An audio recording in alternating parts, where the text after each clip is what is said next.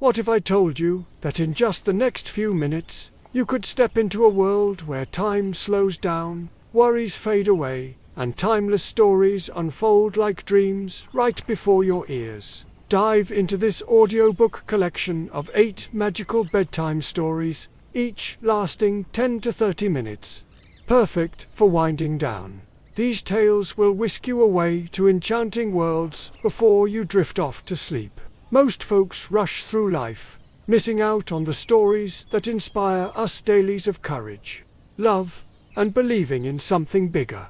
By the end of this video, you'll journey through enchanted forests and meet unforgettable characters. Maybe even see a bit of yourself in them. Get ready. You'll find lessons and hidden gems in every story that most people totally miss. It's a journey for your mind. Before we dive in, do me a favor, drop a like on this video to help more story lovers find it, and let me know where in the world you're tuning in from down in the comments. I'd love to see how far these stories travel. Now, get cozy, settle in, and let your imagination wander. Our first story begins right now. Settle in and listen. Somewhere beyond the fields you know, there is a kingdom that wakes each morning to the same impossible question. 12 pairs of silk slippers, worn to threads by dawn.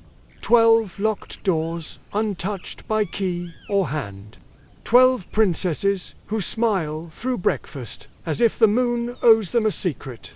If you follow the hush between the bells, you'll find the beginning of a story that has waited a very long time to be told. In the heart of a prosperous kingdom where fountains sang and market banners lifted like bright sails, the palace kept its own weather. Corridors held a coolness that never fully surrendered to summer. Courtyards gathered birdsong early and released it late. The king, a man who had won his peace by years of measured choices, believed he understood his dominion down to the last ledger line.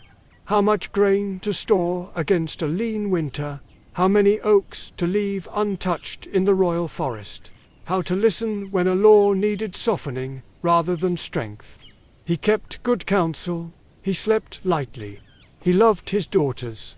There were 12 of them, 12 brightnesses, 12 variations on a theme the kingdom never tired of humming. The eldest had a gaze that could still a room without stealing its joy. The youngest laughed as if laughter were something you could weave into a ribbon and wear in your hair. Between them were scholars and gardeners, dancers and daydreamers, quick wits and quiet strengths. They ate at the same table, argued like weather, loved each other with the ferocity families learn by practice. And every morning, the same bewilderment waited like a butler by the door. Their shoes were ruined. This was not a matter of scuffed buckles or worn straps. Each dawn, the maids found 12 pairs of slippers, frayed to fringe, soles peeled thin as petals, satin exhausted into grey. The sisters' doors were locked from the outside, the windows latched, the draperies undisturbed. The guards handpicked, sleepless swore by their swords that no one entered or left. Even the cats, notorious for midnight mischief, prowled elsewhere and returned with nothing more incriminating than a whisker out of place. Yet always the slippers. Always the wear. At first the king laughed, as fathers do when the mystery seems harmless and the morning sun is generous. He sent for new slippers, more sturdily made. He posted a gentler watch, for he did not wish the night to feel like punishment. He asked at breakfast, easy as asking who had borrowed the honey spoon. "And where did you go, my stars, that your shoes have traveled so far without you?" 12 smiles, 12 shrugs, 12 sips of tea, drunk carefully enough to avoid answering. The laughter did not last. A problem repeated is a problem sharpened. Courtiers invented theories the way children invent games, joyfully, heedlessly. Some said the princesses sleepwalked, although no one could explain why sleep would have such excellent taste in satin. Some said the palace had secret corridors that opened at midnight and closed at dawn, the stones themselves colluding in the dance. The superstitious whispered of enchantments, of doors that lead to elsewhere, if you knock in the old rhythm of rivers beneath the foundations where boats wait without oars. The practical suggested the cobbler was to blame. Someone always points at the cobbler. The king did the sensible things first. He consulted the locksmith, who inspected hinges and hasps with the offended dignity of a craftsperson doubted. He questioned the guard captain, a woman with calm eyes, who did not bother to be offended.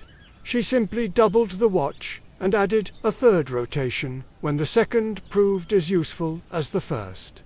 He sent the chief steward to tally how many slippers a year a palace might reasonably require and pretended not to see when the man stammered, and then, because he was both a father and a king, he did the thing leaders do when sense begins to thin. He made a proclamation. It was written on vellum and read in the square where pigeons keep most secrets. To any who can discover how my daughter's shoes are worn each night, it said, I offer royal thanks, reward proportionate to valor and wit, and a place of honor at this court. 3 nights will be granted to learn the truth. Failure will be met with dismissal and silence. He did not threaten, he did not groan. He simply set the matter before the kingdom like a puzzle on a table and waited to see who came to the pieces first. They came. Princes first, as princes often do when a riddle and a promise share a sentence. They arrived with banners, with retinues, with stories that lifted their titles a little higher than their heads. The first slept in a chair outside the eldest princess's door and swore by morning that he had not blinked. He blinked. The second spread flour across the threshold to catch the footfalls of mystery and woke to a floor as unmarked as the inside of a cloud. The third, a poet, wrote the doors a sonnet and claimed structures will reveal themselves to language. The doors remained unliterary. Each morning, slippers ruined beyond rescue. After the princes came strategists and skeptics, sisters of fortune and brothers of invention. A scholar proposed that time itself grew thin in the hours between moonset and daybreak, and that the princesses simply walked farther with each step than the rest of us are permitted. A hedge witch nodded at that and said, "It's always thinner than you think." An astronomer charted the palace windows against the night sky and told the king, gently, that some mysteries prefer to be met on the ground. The king thanked them all, as politeness requires, and the shoes kept telling their small, stubborn story. In a village 12 miles beyond the palace, where the road pauses to catch its breath before climbing the low ridge, a soldier came home. He had the look of a man who has discovered that the world is both larger and smaller than he expected, larger in its forests and its grief, smaller in the ways people hunger and love. He had a scar at his temple that no one remarked upon after the first day, and boots that had learned the names of too many roads. He did not rush to the square for proclamations.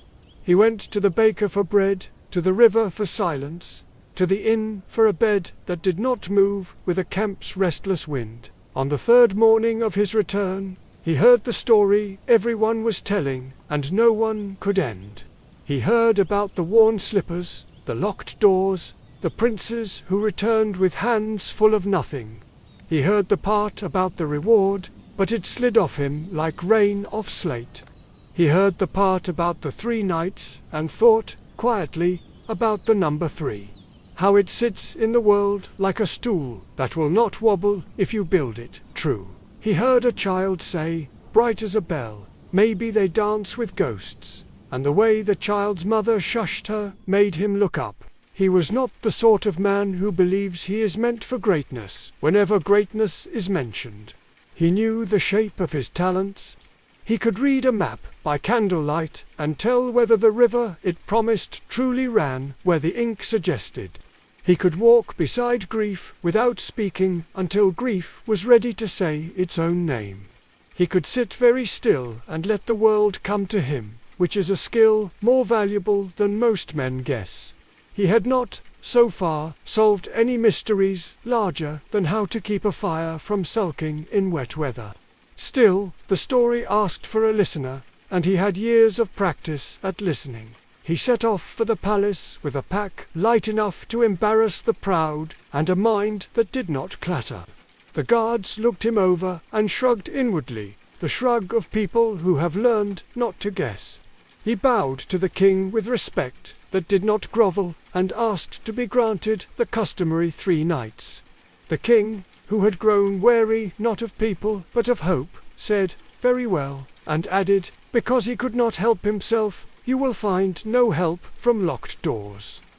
The soldier accepted the rooms offered, thanked the steward for the wine he did not drink, and stood for a long time in the corridor where the 12 doors waited like unsolved lines of a poem. If a story is large enough, it sends its smaller stories ahead, like birds. That evening, as the sun let go of the palace roofs and the lamps bit gently into the dark, the soldier walked the back garden where the kitchen herbs breathe an air sweeter than the grand lawns ever learn. He found, at the farthest bench, a woman wrapped in a shawl the colour of rainwater and patience. She was neither young nor old. She had the face of someone who has seen many rooms by lamplight and knows where people hide their worry. She said, as if continuing a conversation he had meant to join, "You won't catch the night by staring at doors." He did not startle. He sat. "How would you?" "Then with respect," she said. "And with rules, you will be offered a drink. Do not take it. You will be offered a story. Do not interrupt it. You will be tempted to pity. It is the poorest currency. Bring curiosity instead." He waited for a price, because advice like that usually asks to be fed. She only smoothed the shawl over her knees and added, almost as an afterthought, "Also, here." From her pocket she drew a square of cloth so fine it might have been woven of mist. "When you wear this about your shoulders, you will not be where anyone expects you to be. Not invisible," she warned. "Just elsewhere." The soldier took the cloth and felt the way it held the light. "Why me?" he asked. "Because questions should be asked while the answers are willing." "Because you listen more than you talk," she said. "And because you will not mistake proof for truth." When the castle bells stroked midnight, the corridor outside the sisters' rooms was a study in stillness. The soldier, a shadow teaching itself to breathe quietly, watched the latch of the eldest princess's door. In his palm the cloth warmed as if remembering other hands. He had refused the wine at supper with a smile that made the steward feel admired rather than refused. He had said nothing when the second youngest princess, sly with practice, asked whether soldiers tire more quickly than princes. He had let the answers pool around the questions.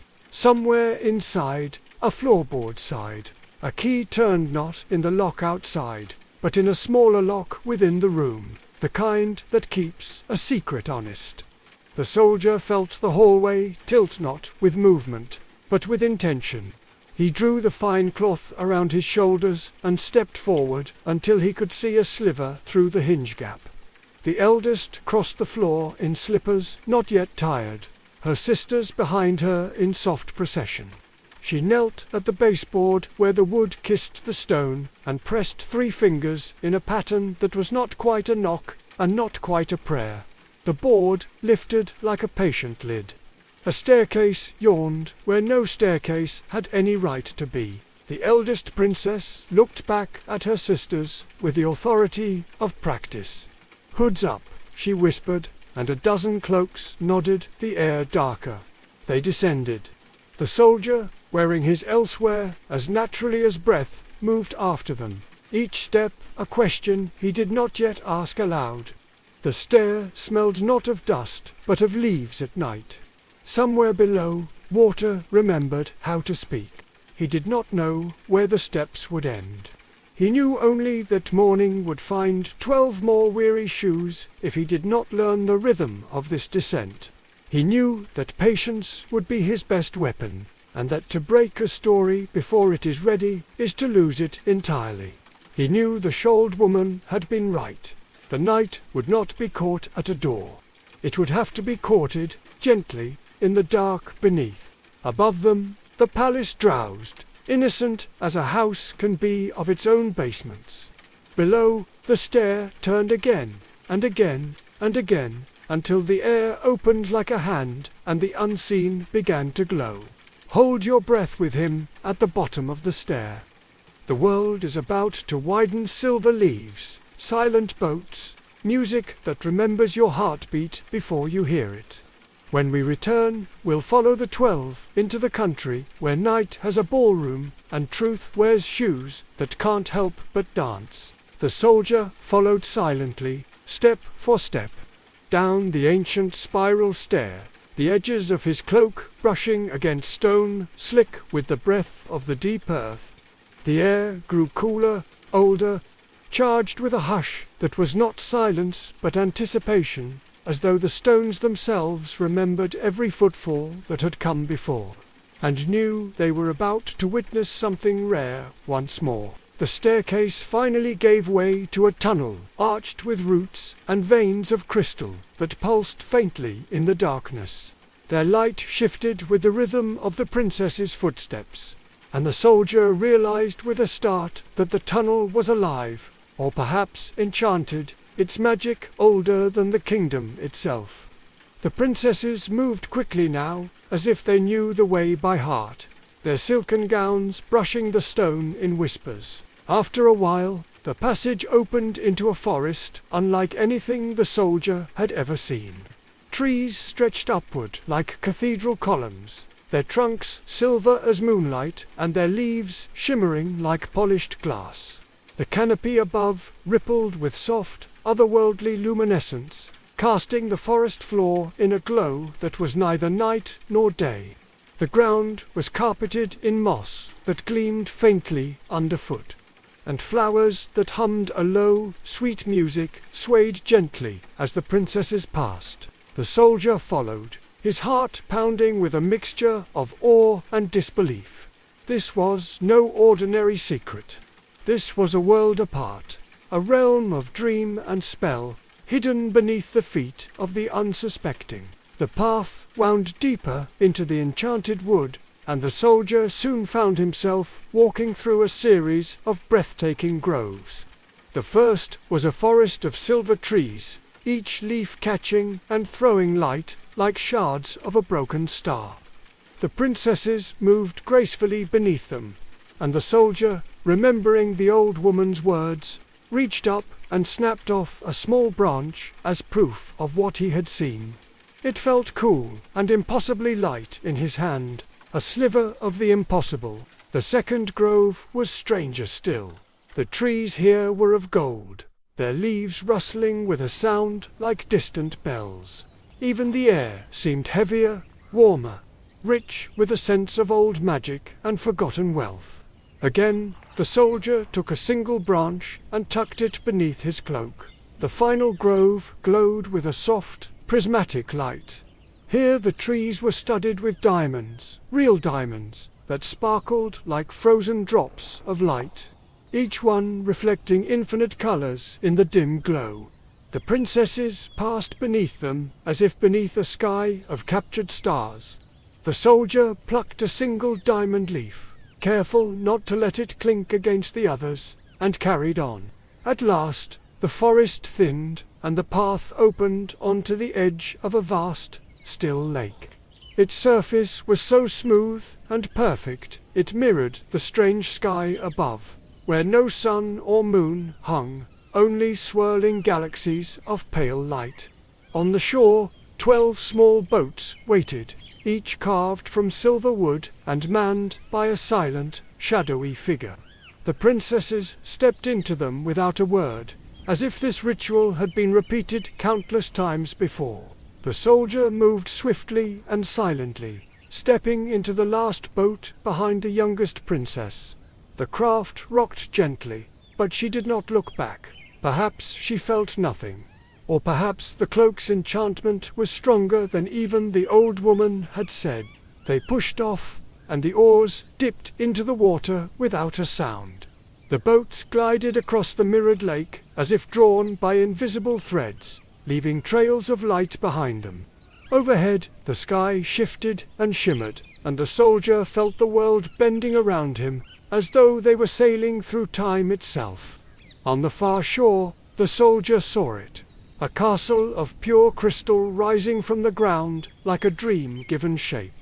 Its towers twisted upward like icicles of light, and every surface reflected the glowing trees and shifting skies. The princesses stepped ashore and moved toward the castle's great doors, which opened without a sound, revealing a ballroom that stole the soldier's breath. It was vast and radiant, its walls pulsing softly with magic, its ceiling alive with constellations that shifted and danced in time with the music that filled the air. And there, waiting at the center of the room, were 12 figures, princes, or at least they looked like princes, each dressed in finery that belonged to another age.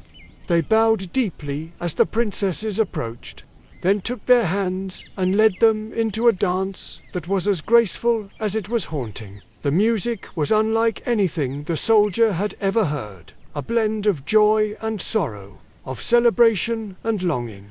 The princesses spun and stepped with a practiced ease, their laughter echoing softly through the hall.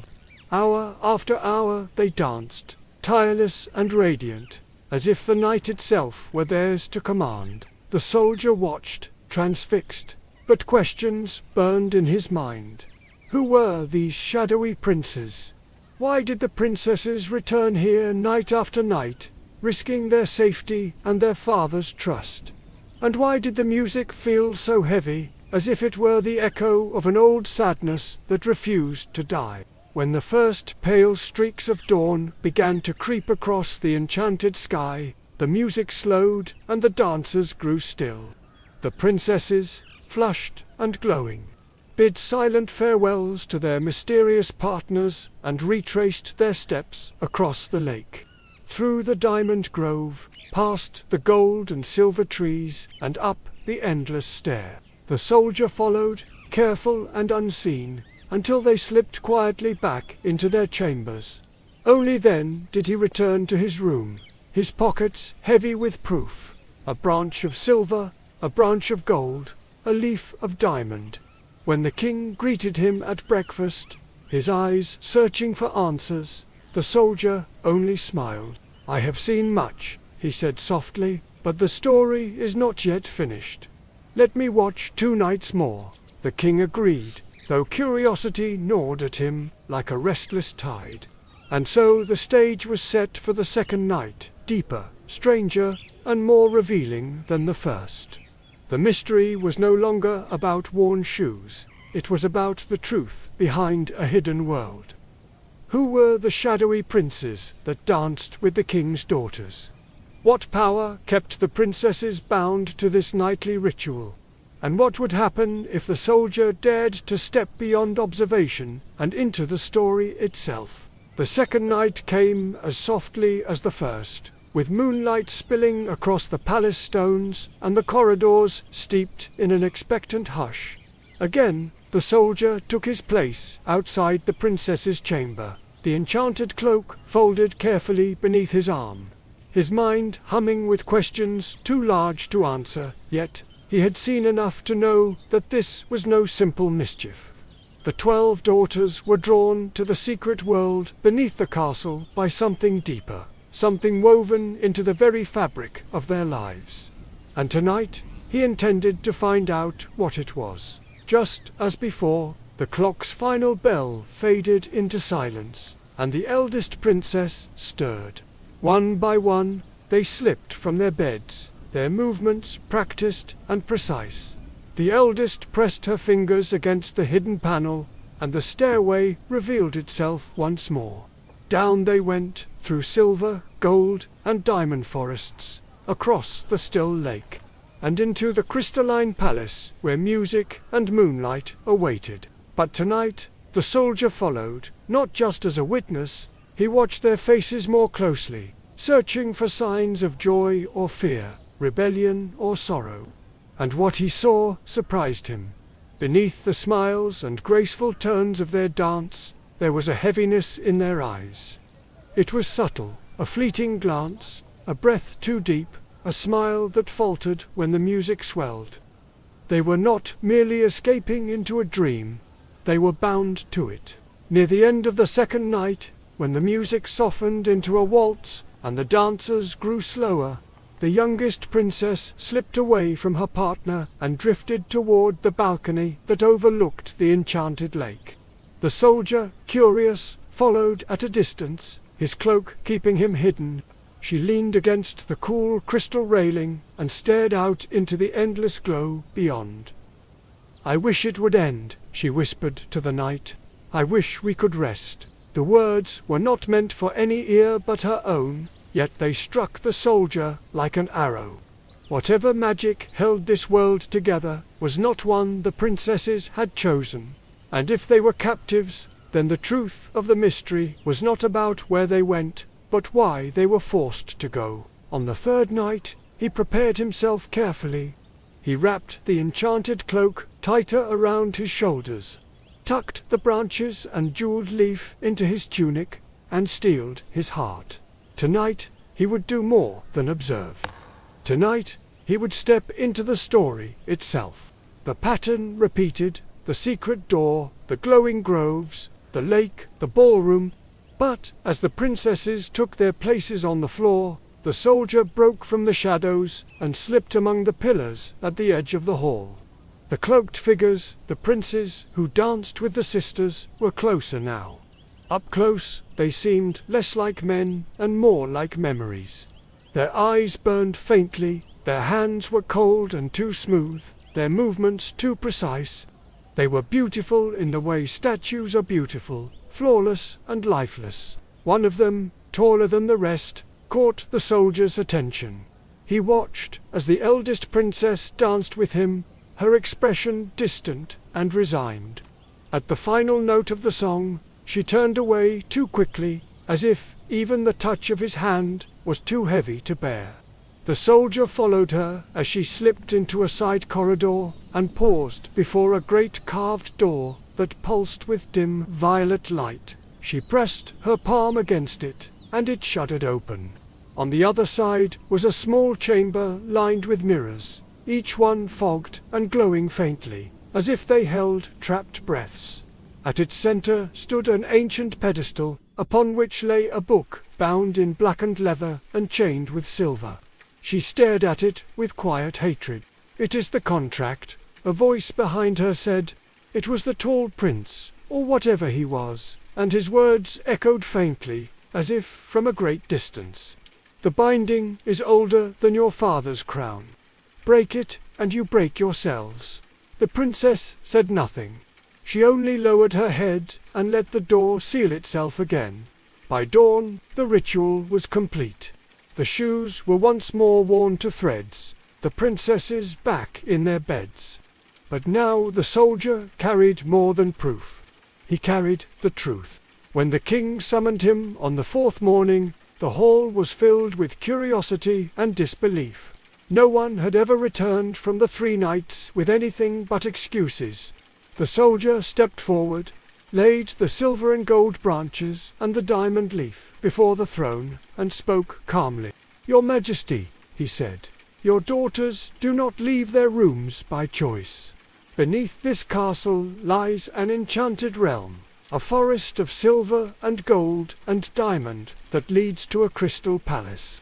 There, each night, they dance with shadow princes, not for pleasure, but because an ancient curse binds them.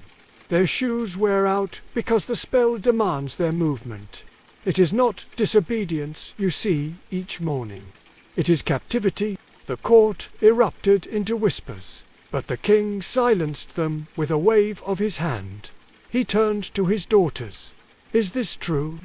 The eldest, her eyes filled with tears, nodded. "Yes, father. Long ago, when you were young and our mother still lived, a bargain was struck. The kingdom was spared a terrible war, but in exchange, we were promised to the spirits of a forgotten world. They come for us each night, and until the contract is broken, we must dance." The king's face fell into shadow. "And how can it be broken?" The soldier stepped forward again.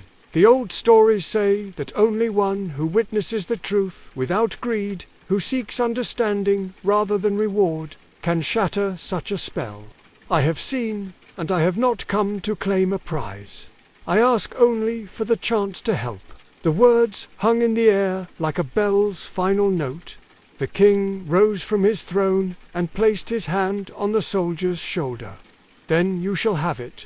And if it is within my power to grant, you shall have my daughter's hand as well." And so the ancient curse was broken. The contract dissolved into smoke, the shadow princes vanished into the wind, and the secret stairway beneath the castle crumbled into stone and dust. The princesses slept peacefully that night for the first time in their lives, their slippers untouched and whole. The kingdom rejoiced, not just because a mystery had been solved, but because a burden older than memory had finally been lifted. In time, the soldier and the eldest princess were wed, though their story was not one of conquest or possession. It was a union born of patience, trust, and a shared understanding of the weight of promises. The palace grew brighter in the years that followed, the laughter of the sisters no longer tinged with sorrow, and every so often, on quiet nights, when the moon was full and the wind whispered through the silver trees above the earth, they would remember the world beneath the castle and the lessons it had taught them. The mystery of the worn shoes became a legend told by firelight and moonbeam, a story of courage and compassion, of seeing beyond what is visible and listening to what is not said. And if you listen closely, perhaps you can still hear the faint echo of their final dance, a reminder that the deepest secrets are often not solved by strength, but by understanding. Now, as the music of that world fades and the story folds itself into memory, the night grows still once more. Let the lessons linger with you as you drift toward sleep, that curiosity can unearth truths, that patience can unravel spells, and that sometimes the bravest thing we can do is listen long enough to truly understand. As the echoes of the final dance faded and the last traces of moonlight vanished beneath the earth, the story of the 12 sisters came gently to rest, a tale of secrets revealed, burdens lifted, and the quiet triumph of understanding over judgment. The soldier and the eldest princess stood side by side on the palace balcony, watching dawn spill gold across the rooftops, knowing the world above would never again be quite the same as the one below. And yet, stories have a way of flowing onward, like rivers, carrying us from one world into another before we even realize we've left the shore. The lesson of the dancing princesses, that truth hides beneath appearances, and compassion can break even, the oldest enchantments, lingers in the air, ready to bloom again in another corner of the realm. If you follow that same morning light across forests and fields, over rushing streams and winding roads, you'll find a kingdom very different from the one we've just left.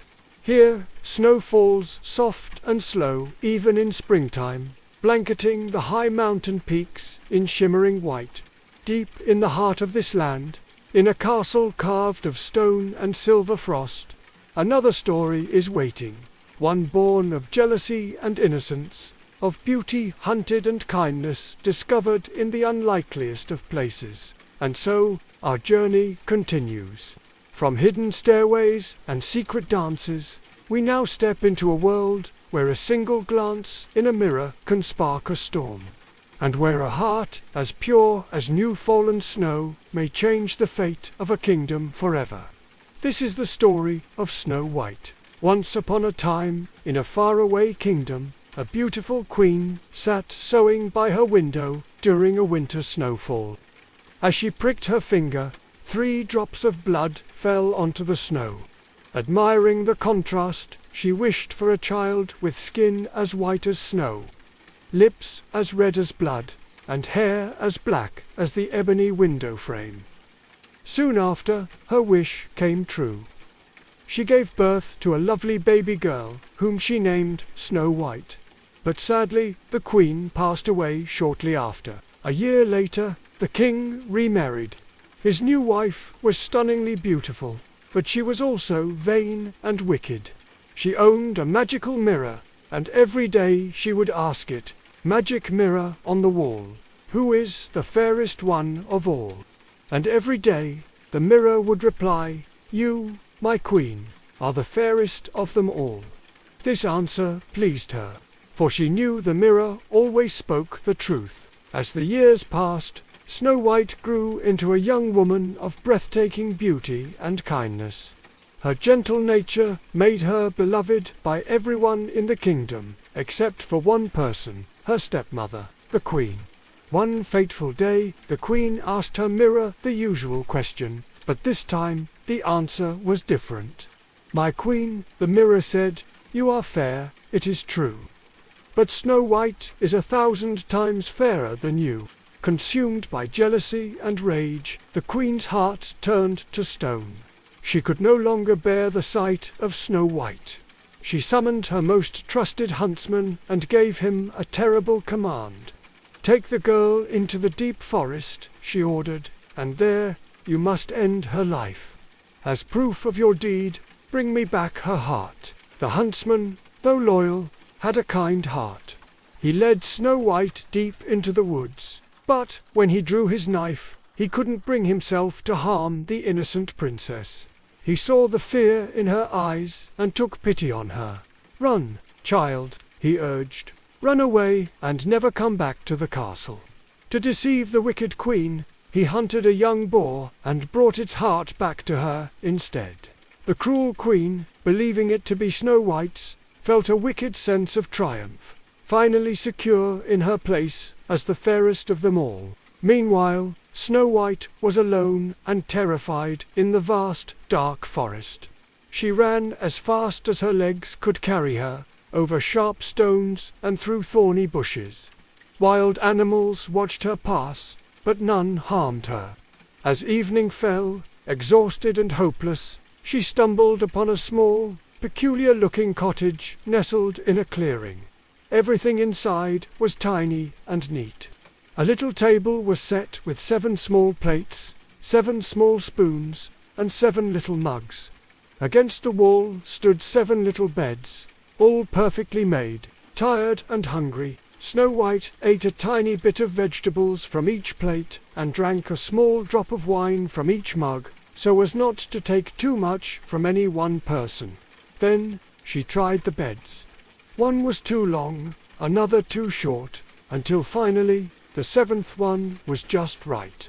She lay down, said her prayers, and fell into a deep sleep. Later that evening, the owners of the cottage returned. They were the 7 dwarfs, who spent their days mining for gold and jewels in the mountains. They lit their 7 little candles and immediately noticed that things were amiss. "Who has been sitting in my chair?" said the first. "Who has been eating from my plate?" said the second. "Who has been drinking from my mug?" asked the third. This continued until the 7th dwarf, looking at his bed, cried out, "Someone has been sleeping in my bed." The others rushed over and gathered around, holding their candles high. There they saw the sleeping Snow White. They were captivated by her beauty. Oh heavens, what a lovely child! They whispered amongst themselves, careful not to wake her. The 7th dwarf, whose bed she occupied, decided to sleep with his companions, 1 hour in each bed, until the night was over. The next morning, when Snow White awoke and saw the 7 dwarfs staring at her, she was startled. But they were very friendly and asked her name. "I am Snow White," she replied softly. She then told them her sad story, how her jealous stepmother, the queen, had tried to have her killed. The dwarfs were horrified. They felt great sympathy for her and offered her a place to stay. "If you will keep house for us, cook, make the beds, wash, sew, and knit, you can stay with us, and you will want for nothing." "Oh yes," said Snow White, "with all my heart." And so she began a new life. Every morning the dwarfs would go off to the mountains to work, and before leaving they would always warn her, "Be careful.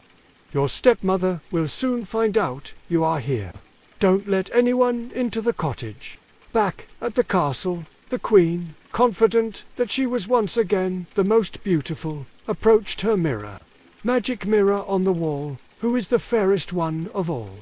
The mirror's reply sent a chill down her spine. "My queen, you are fair, it's true. But Snow White, beyond the 7 mountains with the 7 dwarfs, is still 1,000 times fairer than you." The queen was furious. She realized the huntsman had tricked her. Now she would take matters into her own hands. Using her dark magic, she disguised herself as an old peddler woman selling colorful laces for corsets. She journeyed to the dwarf's cottage and called out, "Pretty things for sale, pretty things." Snow White, charmed by the beautiful laces, forgot the dwarf's warning and opened the door. The old woman offered to lace up her bodice properly. The unsuspecting Snow White agreed. But the wicked queen pulled the laces so tight that Snow White couldn't breathe and fell to the ground, appearing lifeless. The queen hurried away, cackling with delight. Luckily, the dwarfs returned home shortly after. They were horrified to find their dear Snow White on the floor. They quickly saw the tight lacing and cut the laces, allowing Snow White to breathe again. Slowly, she revived. When the dwarfs heard what had happened, they were more insistent than ever. That was the queen. "You must be even more careful and let no one in." The queen, upon returning to her castle, rushed to her mirror, expecting victory, but the mirror's words were the same. Snow White was still alive and still fairer. Seething, the queen devised an even more cunning plan. This time, she crafted a poisoned comb and disguised herself as a different old woman. She found Snow White in the garden and offered to brush her beautiful hair with the magnificent comb. The moment the poisoned teeth touched her scalp, Snow White collapsed. But once again, the dwarfs returned just in time. They found the poisoned comb in her hair and removed it. Snow White woke up and told them what had happened. They warned her for a 3rd time, pleading with her not to open the door to anyone, no matter what. The queen returned to her mirror for the 3rd time, and for the 3rd time, the mirror revealed her failure. Now, her rage knew no bounds. She retreated to her most secret chamber and, using all her dark arts, created her most wicked invention yet, a poisoned apple. It was beautiful, half white and half a tempting, rosy red. The red side was laced with a deadly poison, so potent that a single bite would cause eternal sleep. Disguised as a simple farmer's wife, she travelled to the cottage one last time. Snow White saw her through the window and, despite the dwarf's warnings, was tempted by the beautiful apple. "I'm not allowed to let anyone in," she said through the door. "That's all right," said the disguised queen. "I can sell you the apple through the window. Are you afraid of poison? See, I will cut the apple in 2. You eat the red half, and I will eat the white." She had cleverly made only the red half poisonous. Snow White watched the woman eat the harmless white half, and convinced it was safe, took a bite of the beautiful red side. Instantly, the poison took effect, and she fell to the ground in a sleep so deep it resembled death. The queen stared at her triumphantly and raced back to the castle. This time, when she asked her mirror, it finally gave her the answer she craved. "You, my queen, are the fairest of them all." When the dwarfs came home that evening, they found Snow White lying on the ground with no breath in her body. They tried everything they could. but nothing worked. They wept for 3 days, unable to part with her beautiful, lifelike form. They decided not to bury her in the dark earth, but to place her in a glass coffin so they could always see her. They wrote her name in golden letters, declaring she was a princess. For a long, long time, Snow White lay in her glass coffin, looking as if she were only sleeping. One day, a prince from another kingdom was riding through the forest and came upon the dwarf's cottage. He saw the glass coffin and the beautiful maiden inside and was instantly mesmerized. He begged the dwarfs to let him have the coffin, offering them anything they wanted. The dwarfs, seeing his sincere grief and love, took pity on him and agreed. The prince had his servants carry the coffin away. As they were carrying it, one of them stumbled on a tree root. The jolt dislodged the piece of poisoned apple from Snow White's throat. Her eyes fluttered open, she sat up, and she was alive again. The prince was overjoyed. He explained who he was and declared his love for her, asking her to be his wife. Snow White, seeing his kind heart, agreed. A grand wedding was planned, and invitations were sent across the land. Among the guests invited was Snow White's wicked stepmother. Dressed in her finest clothes, the queen asked her mirror one last time, "Magic mirror on the wall, who is the fairest of them all?" The mirror replied, "You, my queen, are fair, it is true.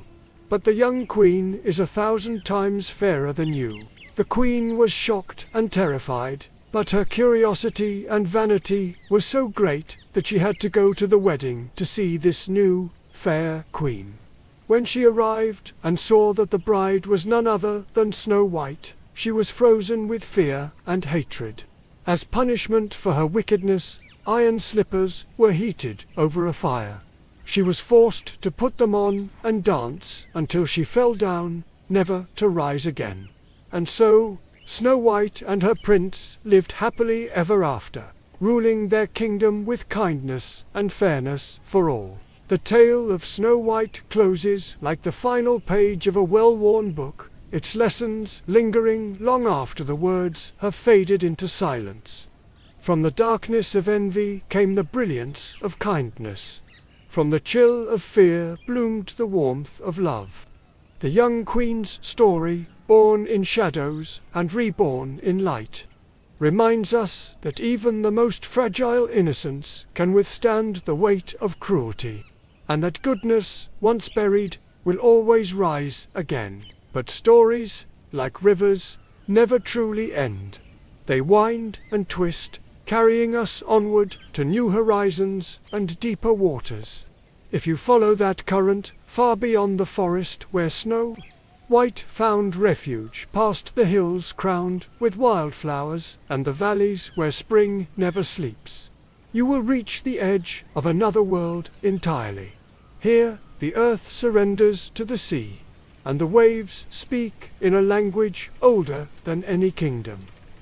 Beneath their shimmering surface lies a realm unseen by human eyes, a world of coral palaces and jeweled gardens, where music drifts through the water like starlight and dreams take the shape of tides. It is there, in that endless blue, that our next story begins, not with a crown or a kingdom, but with a young mermaid whose heart is far too big for the ocean that cradles her.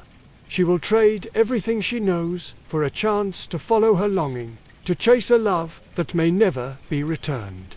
This is a tale not just of wonder, but of sacrifice, identity, and the courage it takes to become who you truly are. And so, as one chapter closes on the snow-covered forests, another unfolds beneath the waves. The story of the Little Mermaid is about to begin.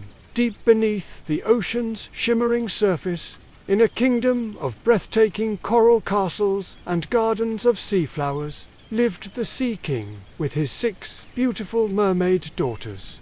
The youngest of them all was the most captivating, with eyes as blue as the deepest sea and a voice that could enchant every creature of the ocean. More than anything, she longed for the world above the waves. a world she only knew from the tales told by her grandmother. On her 15th birthday, the day she was finally allowed to rise to the surface, her heart pounded with excitement. She swam upwards, breaking through the water into the warm, sunlit air. In the distance, a grand ship sailed gracefully. Music and laughter drifted across the waves, and on the deck she saw him, a handsome human prince, celebrating his own birthday. She was instantly mesmerized by his kind eyes and charming smile. But a sudden, violent storm descended upon the ship. Fierce winds and colossal waves tore it apart, casting the prince into the churning sea. Without a second thought, the little mermaid dove to his rescue. She held his head above the water, battling the waves until she brought him safely to a sandy shore near a temple. As he lay unconscious, she kissed his forehead, her heart aching with a love she had never known. Just as people from the temple approached, she slipped back into the sea, her secret safe, back in her father's kingdom. The silence of the deep sea felt heavier than ever. The prince's image was etched in her mind, and her longing for him and the human world grew into an obsession. She confided in her grandmother, who warned her of the dangers but also told her of the one who could help, the sea witch, a powerful and feared being who lived in a terrifying whirlpool. Driven by love, the little mermaid journeyed to the sea witch's lair. The witch, with a sly grin, offered her a deal. She would grant her human legs in exchange for her beautiful voice. The price was steep. Every step on her new legs would feel like walking on sharp knives. And if the prince did not fall in love with her and marry her, she would dissolve into sea foam at the first sunrise after he married another. And once she became human, she could never return to the sea. Desperate, the little mermaid agreed. The witch took her voice, and in its place gave her a potion. She swam to the shore near the prince's castle and drank the potion. An unbearable pain shot through her as her tail split into 2 human legs. The prince found her on the beach, a beautiful, silent girl. He was captivated by her grace and expressive eyes, but he couldn't recognize her as the one who had saved him. He took her to his castle, where she was dressed in fine silks and attended to like royalty. She danced for him, each step a torment of sharp pain. Yet she danced with an ethereal lightness that enchanted the entire court. She followed him everywhere, her love for him shining in her eyes, but she could not speak a single word to tell him of her sacrifice or her love. The prince grew fond of her, treating her like a beloved younger sister. But his heart belonged to the memory of the girl he believed had saved him, a princess from a neighboring kingdom whom he had seen by the temple when he awoke. His parents arranged for him to meet this very princess, and to the little mermaid's despair, the prince was convinced she was his savior. He declared his love for her, and wedding bells soon rang throughout the kingdom. The little mermaid's heart shattered into 1,000,000 pieces. The final night approached, and she stood on the deck of the royal ship, watching the celebrations, knowing that the morning sun would seal her fate. Just as all hope seemed lost, her sisters rose from the waves, their beautiful long hair gone. They had traded their hair to the sea witch for a final chance to save her. They handed her an enchanted dagger. "If you plunge this into the prince's heart and let his blood touch your feet," they cried, "you will become a mermaid again and live." The little mermaid took the dagger and crept into the bridal chamber where the prince and his new bride slept. She looked at his peaceful face, the face she loved more than her own life. She couldn't do it. Her love was too pure, too selfless. She threw the dagger into the sea, and, as the first ray of sunlight touched the horizon, she leaped into the waves, her body beginning to dissolve. But she didn't just turn into sea foam, right? Instead, something magical happened. She felt herself rising, like she was floating on air. her form becoming lighter and more ethereal. Suddenly, she found herself surrounded by these gorgeous, translucent beings, the daughters of the air. Can you imagine that? They explained to her that because of her selflessness and pure heart, she hadn't perished like she thought. Instead, she earned this incredible chance to gain an immortal soul by doing good deeds for humankind. It's like she was given a second shot at life, and all she had to do was spread kindness and love. What a beautiful twist, huh? She could now float unseen over the world, bringing comfort to those in need and joy to children. For the first time, she could cry, and her tears fell like a gentle rain on the deck of the ship.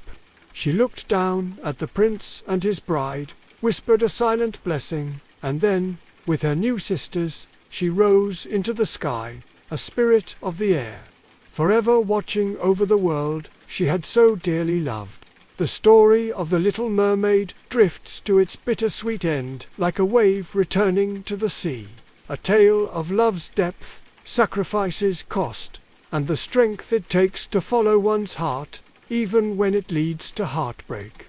But not every story must be vast or sorrowful to hold meaning. Sometimes, the greatest magic lives not in kingdoms or oceans, but in the smallest corners of ordinary life, in quiet acts of kindness, in hands that create and in hearts that give, without expecting anything in return.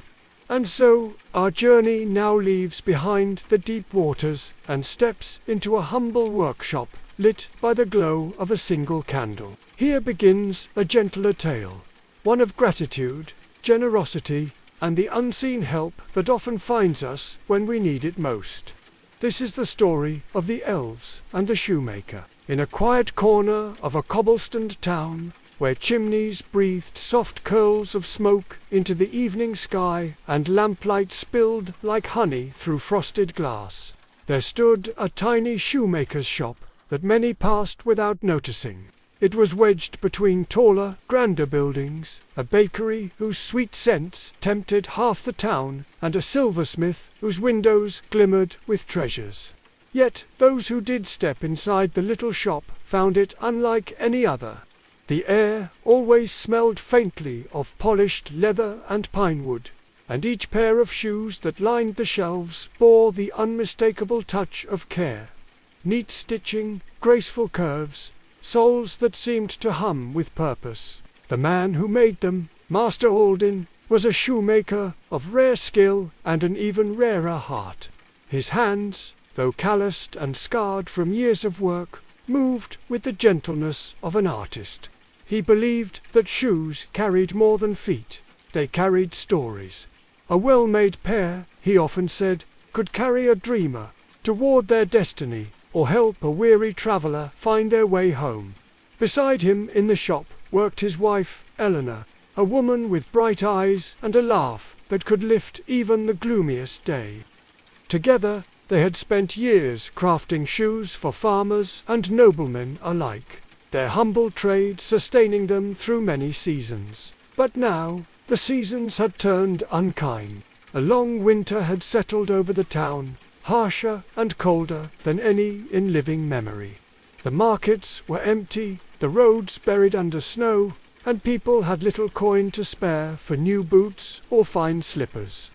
Day by day, Alden's savings dwindled until, at last, he found himself with enough leather to make only a single pair of shoes. He laid the worn piece of hide on his workbench one evening, sighing as the fire burned low in the hearth. "It will have to do," he murmured. "If I sell this pair, perhaps we'll eat for another week." Eleanor touched his shoulder gently. "And if we don't, then we trust that something will turn," Alden said softly, though worry creased his brow. "It always does." That night, as the wind howled outside and snow rattled against the window panes, he cut the leather carefully into shape. His hands trembled slightly, not from the cold, but from the weight of all that rested on this one pair. When the cutting was done, he set the pieces neatly on his bench. It was late, too late for stitching, So he banked the fire and climbed the narrow stairs to bed, whispering a small prayer into the darkness as he drifted to sleep. The first rays of dawn crept through the shutters the next morning, pale and cold as polished silver. Alden descended the stairs, ready to begin work, but when he reached his bench, he froze. The leather pieces he had laid out the night before were gone. In their place stood a finished pair of shoes, not just any shoes, but the finest he had ever seen. The stitching was flawless, finer than silk thread. The leather was supple and shaped with such elegance that it seemed to embrace the air. They were shoes fit for a prince. "Eleanor," he called, his voice trembling. "Come quickly." His wife hurried down the stairs, still tying her apron, and gasped at the sight. "Alden, did you work through the night?" "No," he whispered, running his fingers along the delicate seams. "I swear to you, I left them unfinished." They could only stare, bewildered and amazed. Before they had time to question further, a knock sounded at the door. A wealthy merchant stood on the step, his fine cloak dusted with snow. "I was passing through town," he said, "and I heard of your craftsmanship. Might I see a pair of your shoes?" Alden presented the mysterious pair, and the merchant's eyes lit with delight. "Exquisite. I'll pay double your asking price." He placed a heavy purse of coins on the counter and departed, leaving the shoemaker and his wife stunned. With the money from that sale, Alden purchased enough leather for 2 more pairs. That night, he cut the pieces as before and left them on his bench. Once again, he went to bed without stitching a single seam. And once again, when morning came, 2 pairs of shoes awaited him, more beautiful than the first. Their craftsmanship seemed touched by magic, each curve and contour perfect beyond human skill. Word of the shoemaker's miraculous work spread quickly. Nobles, travelers, and merchants flocked to his door, eager to buy the wondrous shoes. Each day brought new orders, and each night Alden and Eleanor prepared their leather, only to wake and find the work complete. It was as if unseen hands were laboring while they slept, hands that knew the craft even better than Alden himself. Though they were overjoyed by their good fortune, curiosity soon began to tug at their hearts. Who were these mysterious helpers? Why had they chosen to aid a humble shoemaker and his wife? And most of all, how could they ever repay such kindness?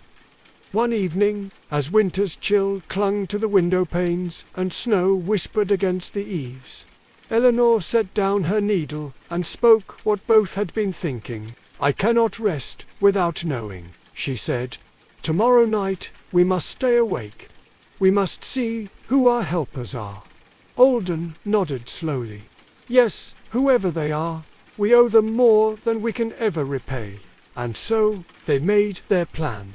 When the clock struck midnight and the town slept under a blanket of snow, 2 flickering candles burned low in the shoemaker's workshop. Hidden behind a curtain, Alden and Eleanor waited, their breaths shallow and their hearts beating fast. The shop was silent, but for the ticking of the clock and the soft creak of the timbers in the cold. Then, at last, the air shifted, not with sound, but with the hush of magic. From the shadows near the hearth, 2 tiny figures appeared, no taller than a man's hand. Their clothes were ragged, stitched from scraps of fabric and leaves, and their feet were bare despite the winter chill. Their ears were pointed, their eyes bright as stars, and their movements quick and nimble.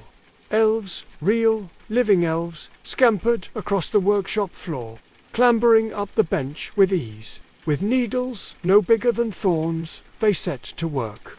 They stitched and shaped, cut and polished, moving in perfect harmony like dancers in a silent ballet.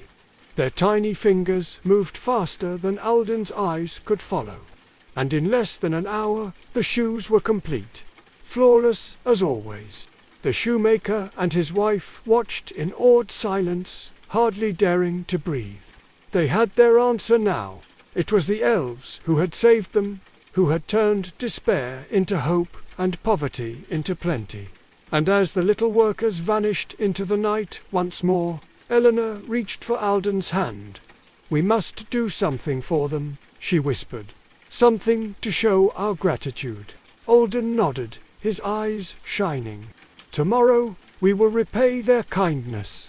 However small our gift may seem, it will come from the heart." And so began a plan of their own, a plan that would change not only their fortunes, but the fate of their tiny, magical friends forever. The following morning dawned bright and cold, the kind of winter day that turns every rooftop into a sparkling crown and makes the air feel crisp enough to shatter. But inside the little shoemaker's shop, the hearth burned warm and steady, and the air hummed with a different kind of energy, a quiet excitement that neither Alden nor Eleanor could put into words. They had seen their mysterious helpers with their own eyes. Tiny, tireless, and full of magic. The elves had saved their livelihood, and, perhaps without even knowing it, their hope. All that day, Alden's hands worked with a new sense of purpose. His stitches felt steadier, his cuts cleaner, as if the elves' magic had passed into his fingers. But his mind was elsewhere, busy turning over possibilities. Beside him, Eleanor was deep in thought as well. Her brow furrowed in concentration as she measured scraps of fabric and rummaged through drawers of buttons and thread. That evening, when the last customer had gone and the lamps were lit low, Eleanor laid a small bundle of cloth on the work table. "We cannot let them go on working for us in rags," she said softly, unfolding the material. "They have done so much for us. It's time we do something for them." Alden nodded, smiling at her thoughtfulness. "We'll make them clothes, proper clothes, and shoes too. Even the finest cobbler in the king's city could not make shoes as fine as theirs, but we'll do our best." For the next several days, the little shop became a secret workshop of a different kind. Eleanor stitched by candlelight, her needle darting in and out of fabric so soft and fine it seemed woven from moonlight. She crafted tiny shirts with pearl buttons no larger than raindrops, breeches stitched with careful care, and coats lined with scraps of silk left over from noble commissions. Alden shaped the smallest shoes he had ever made, little pairs of supple leather boots, soft and strong, each one so perfectly crafted they might have fit a doll. But they weren't for dolls. They were for the friends who had turned their misfortune into a miracle. It was delicate work and slow, but neither of them minded. They laughed quietly as they worked, imagining how the elves might look in their new clothes, how they would dance and twirl, free from their rags. And beneath that laughter ran a deeper feeling, gratitude that filled their hearts like warmth fills a winter room. They had been given a gift beyond measure, and this was their way of giving back. When everything was finished, they laid the tiny garments and shoes carefully on the workbench, arranging them with as much care as if they were presenting them to royalty. They added a small plate of sugared pastries and a thimble-sized cup of warm spiced cider, for Eleanor insisted that even magical helpers deserved a treat. Then they banked the fire, blew out the candles, and crept upstairs, hearts beating a little faster than usual. That night, sleep did not come easily. They lay awake beneath their quilt, listening for the faintest sound from below, the scurry of small feet, the hush of whispered work. And just as the clock struck midnight, they heard it. The soft creak of the workroom floorboards and the almost musical patter of tiny footsteps. The elves had returned. At first, there was confusion. The little figures clambered onto the bench, expecting to find the usual piles of leather and thread. Instead, they found the neatly folded clothes and polished boots waiting for them. For a long moment, they simply stared. their bright eyes wide with wonder. Then one, braver than the rest, reached for a shirt and slipped it over his head. Another tugged on a pair of trousers, laughing an airy, bell-like sound as the fabric hugged his small frame. Soon they were all dressed, spinning and leaping about the workshop in delight, admiring their fine new outfits and stamping their tiny boots with pride. Alden and Eleanor watched from the top of the stairs, hands clasped, smiles tugging at their lips. They had never seen such joy, pure, simple, and unrestrained. The elves danced atop the bench, chasing one another between the shoes, clambering up spools of thread, and bowing grandly to one another as though they stood in a royal ballroom. And when they had finished their impromptu celebration, they paused at the edge of the workbench and bowed deeply toward the darkness of the stairs, as if they knew, as if they could somehow feel the grateful eyes watching them. Then, as quickly as they had come, they vanished into the night. The next morning, the shoemaker's bench was empty. No shoes had been made, no stitches sewn, and when midnight came again, the elves did not return. They never returned. At first, Alden and Eleanor felt a pang of sadness.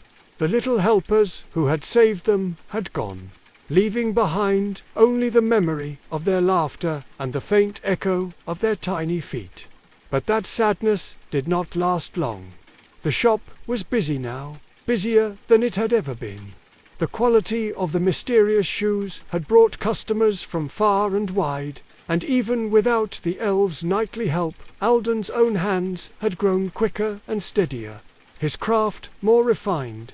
In time, he hired apprentices to help with the work, and Eleanor's skill with fabric became so renowned that noble ladies sought her out for their gowns. Their lives were no longer ruled by scarcity, but by purpose. And though the elves never returned, the shoemaker and his wife often thought of them with warmth and gratitude. Sometimes, on still winter nights, they would leave a small plate of sugared pastries on the windowsill, just in case their tiny friends ever passed that way again. Years later, when people asked Alden how his small shop had become the most beloved in the land, he never spoke of profit or skill. He would smile gently and say, "Kindness begets kindness. That is all there is to it." And perhaps that is the truest magic of all.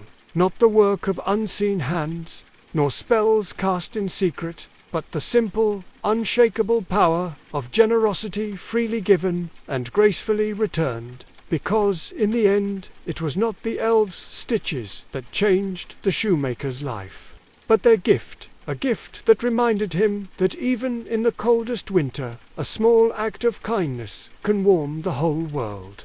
And so, the tale of the elves and the shoemaker became a story passed from hearth to hearth, a gentle reminder whispered to children and dreamers alike. That help sometimes comes when we least expect it.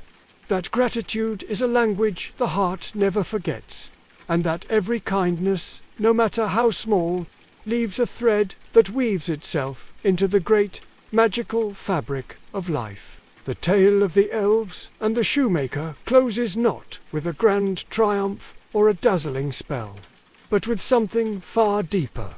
The quiet glow of gratitude, the soft hum of kindness, echoing long after the last stitch has been sewn. It reminds us that even the smallest acts, offered with a sincere heart, can ripple outward and change the shape of lives in ways we may never see. But stories, like threads, are meant to be woven together, each one leading gently to the next. And so, as we leave behind the warm little workshop and its miraculous helpers, our path stretches onward beyond the sleepy cobbled streets, past the snow-kissed rooftops, into lands where magic takes on grander, more mysterious forms. Follow that path far enough, and you will find yourself standing before towering iron gates, half hidden by ivy, their shadows stretching long beneath a pale moon. Beyond them lies a forgotten castle shrouded in sorrow, where an ancient curse has bound not just stone and spirit, but a wounded heart as well. Night deepens by a quiet inch, and the world tucks itself beneath a quilt of silvered clouds. In that soft hush, we open the door to a hearth where embers glow like tiny suns, and patience keeps its own steady time. This is a tale about gentleness that refuses to sour, about hope that keeps its lamp lit in the longest corridor of night. Listen closely and let the cinders speak. Once there lived a girl whose true name was seldom used. She was called Cinderella because grey ash dusted her skirts and clung to her hair like frost at dawn. Her mother had gone to the quiet country from which none return, and her father, a man easily charmed by polite smiles, had married again. The new wife came with 2 daughters and a houseful of opinions. In the beginning there were civil words and tight compliments. Shortly after there were lists. Cinderella's to-do list was absolutely endless, stretching longer than the day itself. She had to sweep the halls, polish the banister until it sparkled like the sky, and scrub the kitchens until they forgot the soot they'd known for ages. Meanwhile, her 2 stepsisters were a sight to behold. They'd push chairs back from tables without even lifting a finger, all while dramatically sighing as they combed their hair. You could almost see them practicing their noble expressions in the mirror, like they were auditioning for some grand role. Their mother, watching over everything with a gaze as sharp as a needle and just as cold, couldn't stand the way Cinderella quietly moved through the rooms, always leaving them cleaner and brighter. It drove her nuts. She hated that soft, gentle tone in Cinderella's voice, as if she believed the world, despite all its chaos, still deserved a little kindness. How could she be so hopeful? When the chores ended, there were more chores waiting at the door, and when those were finished, there was night. Cinderella would sit by the hearth where ash slept in pale dunes, and she would warm her hands above the coals. If any listened carefully, they might have heard the softest conversation embers, whispering in miniature thunder. Cinderella answering with patient breath, she spoke of ordinary wishes. To walk in the meadow without someone counting her steps, to read a page all the way to its last word, to have a day not borrowed from someone else's clock. News came, as news does, with the clatter of wheels and the ceremony of trumpets. The king's son, handsome by proclamation and lonely by rumour, would host a grand ball. The royal household invited all families of consequence, which the stepmother interpreted to mean herself 3 times and Cinderella not at all. "You," she said, as if the word might bruise her tongue, "you have nothing to wear but yesterday, and the prince will not dance with yesterday." Cinderella curtsied to that slight and asked if she might go only to watch the music. The stepmother, sensing a game she had already won, agreed on one impossible condition: if Cinderella completed every task on the longest list yet devised, and found something suitable to wear, she could stand in a shadow at the edge of the room where no one would see her. The list was a map of exhaustion. Windows, silver, the stair treads that remembered every footstep. The pantry, whose corners collected the cool breath of flour. Everything was to be cleaned until it reflected a world without dust. Cinderella worked from sun to stern moon. When she finished, that moon floated in the polished copper like a coin thrown into a still well. She climbed to the attic and opened the old cedar chest that had preserved the lemon and lavender scent of her mother's dresses. Time had thinned the fabric to a kind of memory. The hem unravelled beneath her fingers. She stitched by lamplight, swift and careful. But the stepmother and stepsisters arrived in a whirl of perfume and impatience, saw Cinderella's simple dress, and laughed. One reached with lazy malice and tugged a ribbon until the seam sighed apart. Another shook the chest until its treasures spilled like a silent cry. They left in a clatter of wheels and light. The house felt empty in a way that was not peace. Cinderella went to the garden to breathe where things still grew. The bean vines slept with their own green dreams, and the old pear tree kept the last of summer folded in its leaves. The night did what night knows how to do. It listened.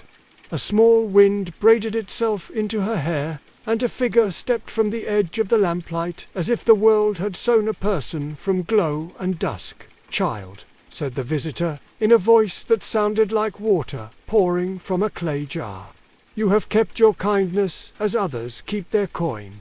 That is worth more." The woman was not old and not young, not one thing entirely, but every comforting shape at once: the friend who arrives when no one else will, the neighbor whose door is always open. "Call me godmother," she said, as if the name had been waiting on Cinderella's tongue. Cinderella did not ask the wrong questions. She did not ask whether magic was possible. A person who speaks with embers already knows the world is not limited to what the eye can count. "I haven't anything to wear," she said softly, embarrassed that so small a need had taken such a shape in her hopes. "Then we must dress hope," the godmother answered. She touched the torn dress, and the cloth remembered how to be whole. The grey became moonlight silk, and moonlight deepened into a blue that could have been borrowed from the hour just before dawn. The hem took on the whisper of swans' wings. From the pear tree, leaves turned to small silver stitches and fell into the fabric like stars learning their names. "Shoes," the godmother murmured, and the dew answered, glassing itself into slippers that caught the lamp's breath and braided it into shine. A pumpkin in the garden, bemused by the hour, swelled and reimagined itself into a carriage whose panels held the sleepy warmth of orange lanterns. Mice, polite and astonished, bowed themselves into horses. A lizard, no longer content with shadows, discovered he had always wanted to hold the reins. "Be home before the last stroke of midnight," the godmother warned. "Magic keeps good time, and when it finishes, it returns what it borrowed." She kissed Cinderella's brow, and a calm courage settled like a shawl over the girl's shoulders. At the palace, music moved the air in bright loops. People drifted in eddies of brocade and laughter. The prince stood like a person who has been taught to stand a certain way and never forgot. He had the polite loneliness of someone often greeted and seldom known. When he saw Cinderella, the room tidied itself around the sight as if all the roads of the evening had led to this one square of floor. He asked for a dance, with the formality of a ceremony and the sincerity of a question. They danced, not as if they had practiced, but as if the music had always been rehearsing for them. They spoke of nothing grand. The scent of pears in autumn, the way a morning can taste like new bread, whether the sea sounds different at night. The prince found he could breathe. Cinderella found that standing in her own quietness did not make her small. It made the space around her gentle. Cinderella's to-do list was absolutely endless, stretching longer than the day itself. She had to sweep the halls, polish the banister until it sparkled like the sky, and scrub the kitchens until they forgot the soot they'd known for ages. Meanwhile, her two stepsisters were a sight to behold. They'd push chairs back from tables without even lifting a finger, all while dramatically sighing as they combed their hair. You could almost see them practicing their noble expressions in the mirror, like they were auditioning for some grand role. Their mother, watching over everything with a gaze as sharp as a needle and just as cold, couldn't stand the way Cinderella quietly moved through the rooms, always leaving them cleaner and brighter. It drove her nuts. She hated that soft, gentle tone in Cinderella's voice, as if she believed the world, despite all its chaos, still deserved a little kindness. How could she be so hopeful? On the grand staircase, one glass slipper paused, almost as if it knew its worth, a bright bell of a thing ringing without sound, waiting for its owner to return. By the time the last stroke of the clock faded into silence, the enchanting carriage had transformed back into a pumpkin, the majestic horses reduced to astonished mice, and her beautiful dress became a simple gown, patched together with love and care. As Cinderella walked home, beneath a sky that seemed to forgive everything, you can almost feel the weight of her thoughts. Did she wonder if the magic would ever return? Or if she'd ever find that happiness again? It's a bittersweet moment, don't you think? The next day, the kingdom arranged itself into a search. A royal herald carried the slipper with careful reverence, as if it were a promise made visible. The stepsisters presented their feet with theatrical sighs, squeezing and pleading with leather and heel. The stepmother coached them with a whisper that had small pebbles in it. The shoe simply waited for the truth it had been shaped to know. When the herald asked whether any other maiden lived there, the stepmother began a sentence and ended it with a door. Cinderella stood at the threshold in her ordinary dress that was not embarrassed to be ordinary. The stepsisters rolled their eyes toward the ceiling as if appealing to architecture. The slipper, set upon the floor, looked like a small chalice holding a sip of light. Cinderella placed her foot inside. The world made a soft click, a recognition.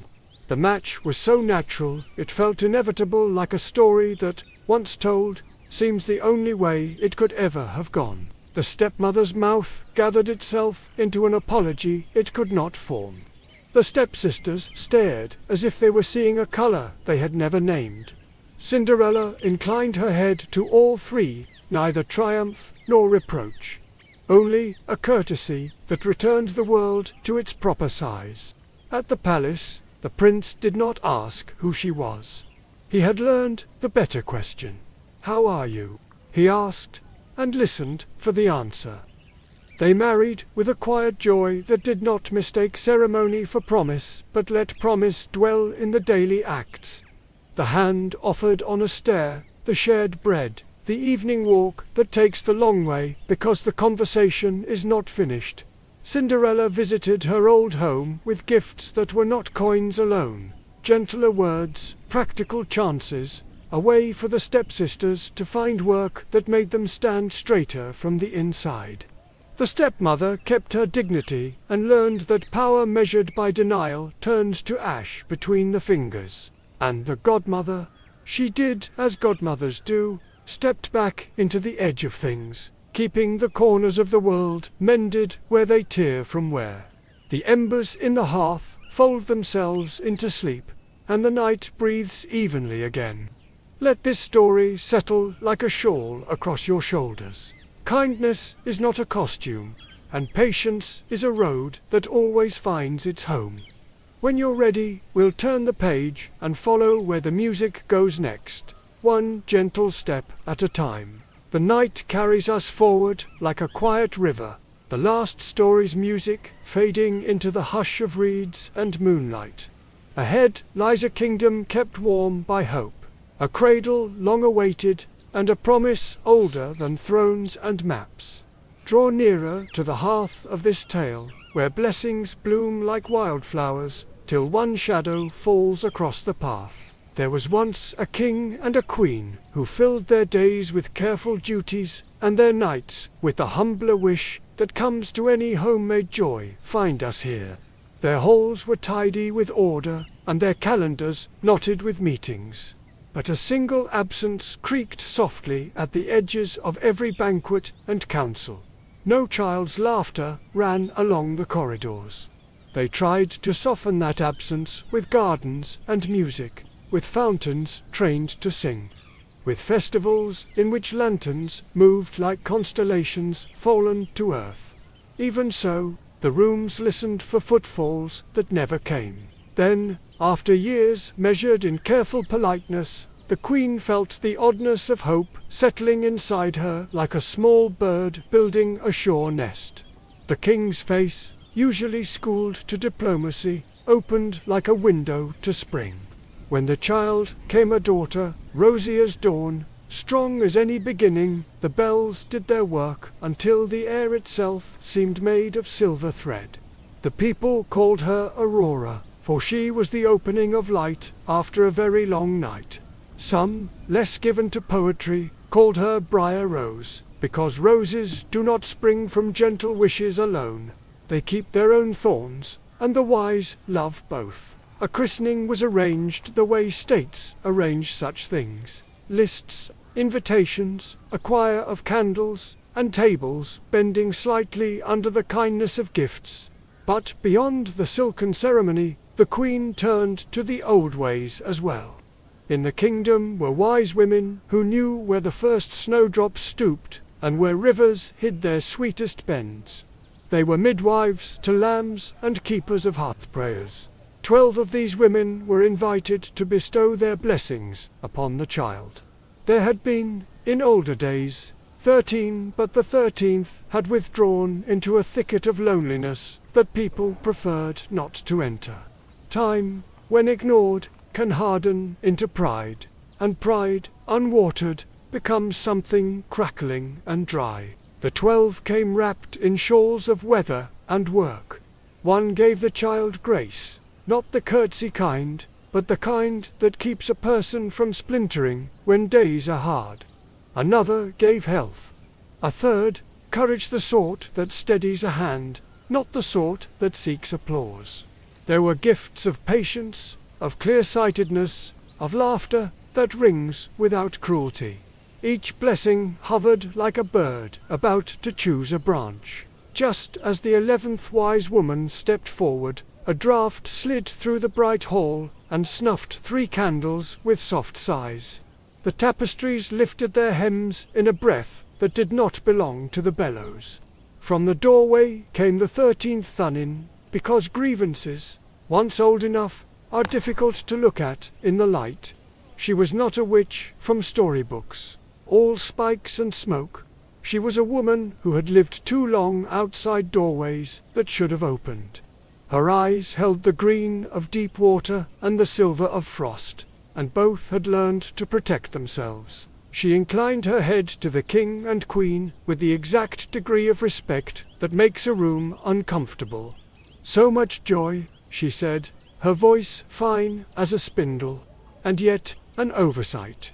Her gaze went to the baby whose sleep was as complete as a bell's note. "Let me give a gift as well. At the turning of her 15th year, when dawn begins its climb and a girl stands at the threshold between smallness and the world, she will prick her finger on the point of a spindle and fall not to death. Oh no, but to a sleep so deep that it will seem like forgetting, and who does not fear being forgotten." The court froze around the words. The queen reached for her child with the reflex of any mother. The king's mouth moved, but language felt like a blunt instrument. The 13th wise woman smiled a little without warmth. "Take care," she said, "how you shut your gates. The world is wider than your walls." She left without turning her head, and the snuffed candles remembered themselves and flamed again, rather late and rather brave. The 12th wise woman, who had not yet spoken, stepped forward with that peculiar steadiness people find only after fear enters a room and sits down. "I cannot unmake a gift once given," she said, "but I can soften its edge." Her hand hovered over the cradle. "The sleep shall not be a grave, but a door. It will hold her until the right knock comes. She will wake when heart answers heart." Talk began, the anxious, official kind that seizes on actions like ropes. The king ordered every spindle in the kingdom burned, broken, banished. Spinning wheels were exiled to barns and back rooms, replaced by looms that were clumsy with new threads. It is a hard thing to outlaw what a household knows. Flax waits for no proclamation, and thread is the quiet nerve of any country. But fear will make even sensible people take big bites out of their own bread. Time grows the way ivy does, finding its places. Aurora grew in sunlit rooms guarded by careful eyes. She was taught the geography of manners and the arithmetic of kindness, not to tally it like coins, but to know where it went and whether it returned. The queen taught her the names of herbs. The king taught her chess and how to see 3 moves into anyone's argument. The 12 wise women visited discreetly, a hand at her shoulder here, a whispered correction there, each tending her own blessing like a lamp. Despite caution, childhood finds a way to be itself. Aurora climbed peach trees and came down with scratched shins and a grin. She learned the castle's secret ways, the pantry passage where the scent of bread was strongest, the stair whose second step always sighed. She rode out beyond the walls with guards who told her stories of the river's daring in spring flood. In the village, she watched women's hands make useful magic, kneading, mending, carding, spinning. No, not spinning, never spinning, for even the word seemed to make the air thin. But absence has a shape, and shapes draw curious eyes. On a morning like any other morning, clouds like sheep. A coolness in the apple shade. Aurora turned down a corridor she'd never noticed. A slender spiral that tucked itself so cleverly behind a tapestry it might have been keeping a secret for a century. She climbed higher than maidservants liked to climb and reached a wooden door asleep under dust. Inside, a tiny room turned slowly round a single sound, whir, whir, a patient hum like a bumblebee lost in a bell. An old woman, older than the stone itself, sat at a spinning wheel. Her foot pressed the treadle with the regularity of a heartbeat. The flax ran between her fingers like soft river water and gathered itself into a thread, so even it might have been a line drawn by the moon. Aurora stepped closer with the helpless hunger of someone who has been denied a simple, human thing. "What is that?" she asked. "Work," the old woman said, and smiled with one corner of her mouth, and song. "Come, feel it." The princess reached, because reaching is the way we learn what is true. The spindle point gleamed with a drop of pale oil. The thread quivered like a whispered secret. Her finger kissed the metal. A red bead rose the tiniest ruby and the world tipped. She did not fall as people fall in clumsy stories. She lay down on the narrow bed as if tired at last from a long, bright childhood. Her breath found the deep lake inside the body where all breaths go to drink. The old woman covered her with a woolen shawl as soft as the first silence after a storm. Then the old woman who had been waiting her whole life for this minute and had not known it closed the window and left the room, walking backward, as if unwilling to turn her back on the sleeping light. Sleep does not like to be alone. It spread through the castle the way dusk spreads, gentle but firm. The king's quill paused and learned the mercy of stillness. The queen's hand fell upon a page where the recipe for a healing broth would wait patiently for 100 years. Guards leaned against their spears and set down dreams like burdens they were glad to carry. In the kitchens, a pan stopped hissing. In the stables, a foal folded its legs and let time step around it like a careful dancer. Outside, the hedges remembered the wild.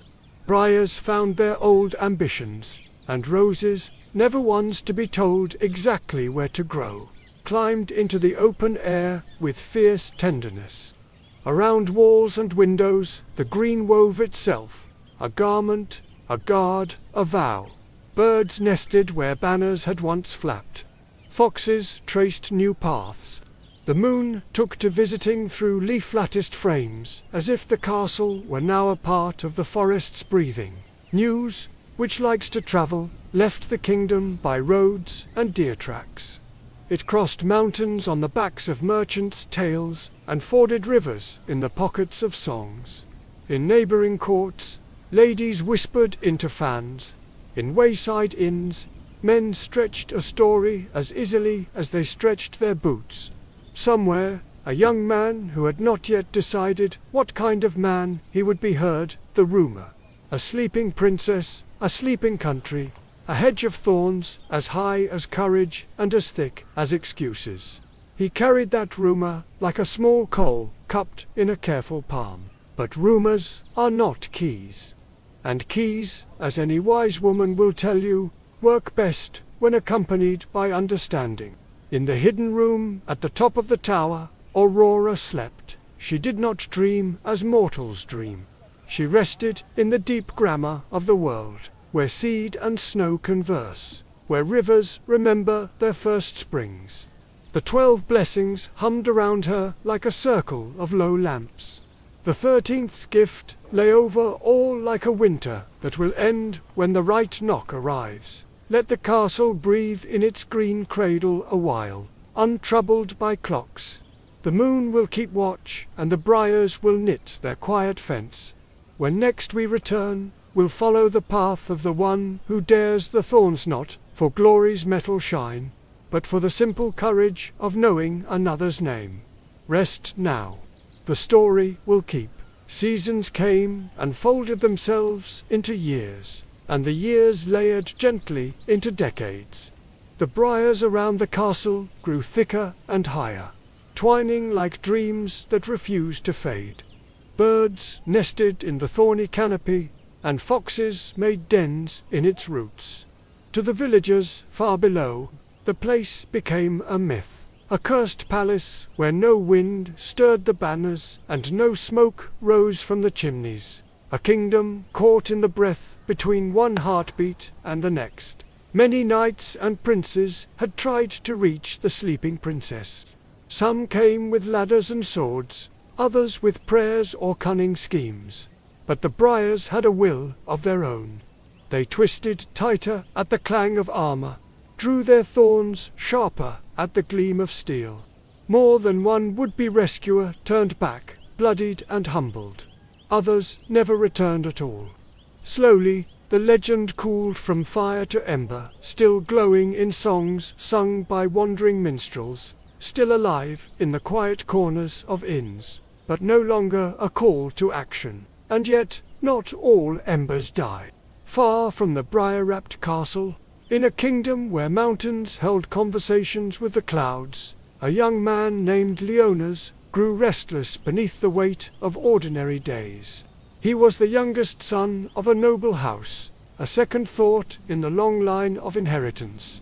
And though he learned the duties expected of him, diplomacy, swordplay, the art of speaking without saying much, none of it stirred his heart.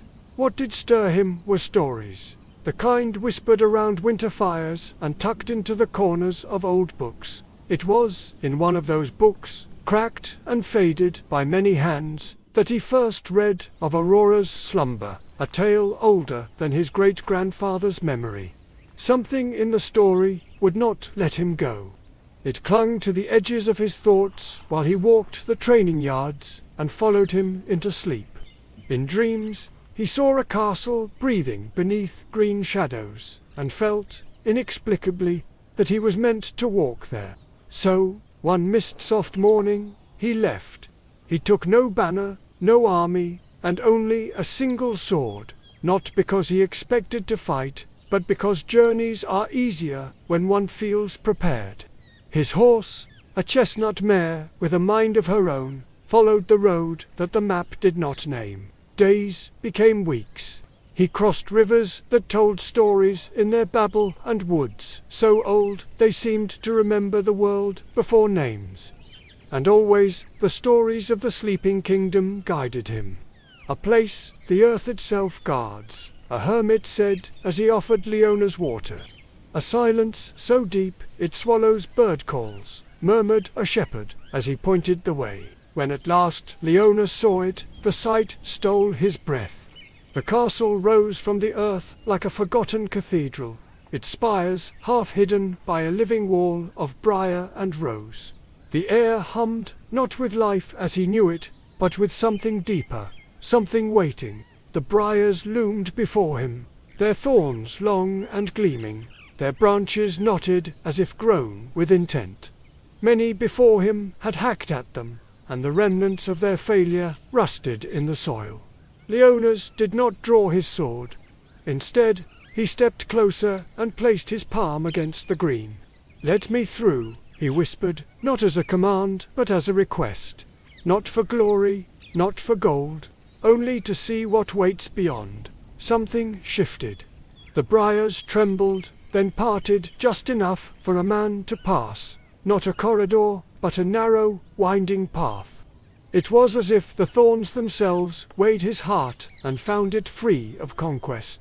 Through the garden he walked, past fountains, frozen mid-splash, past roses that had bloomed and held their breath for 100 years. He stepped over ivy-curled courtyards and beneath archways where dust motes drifted like memories.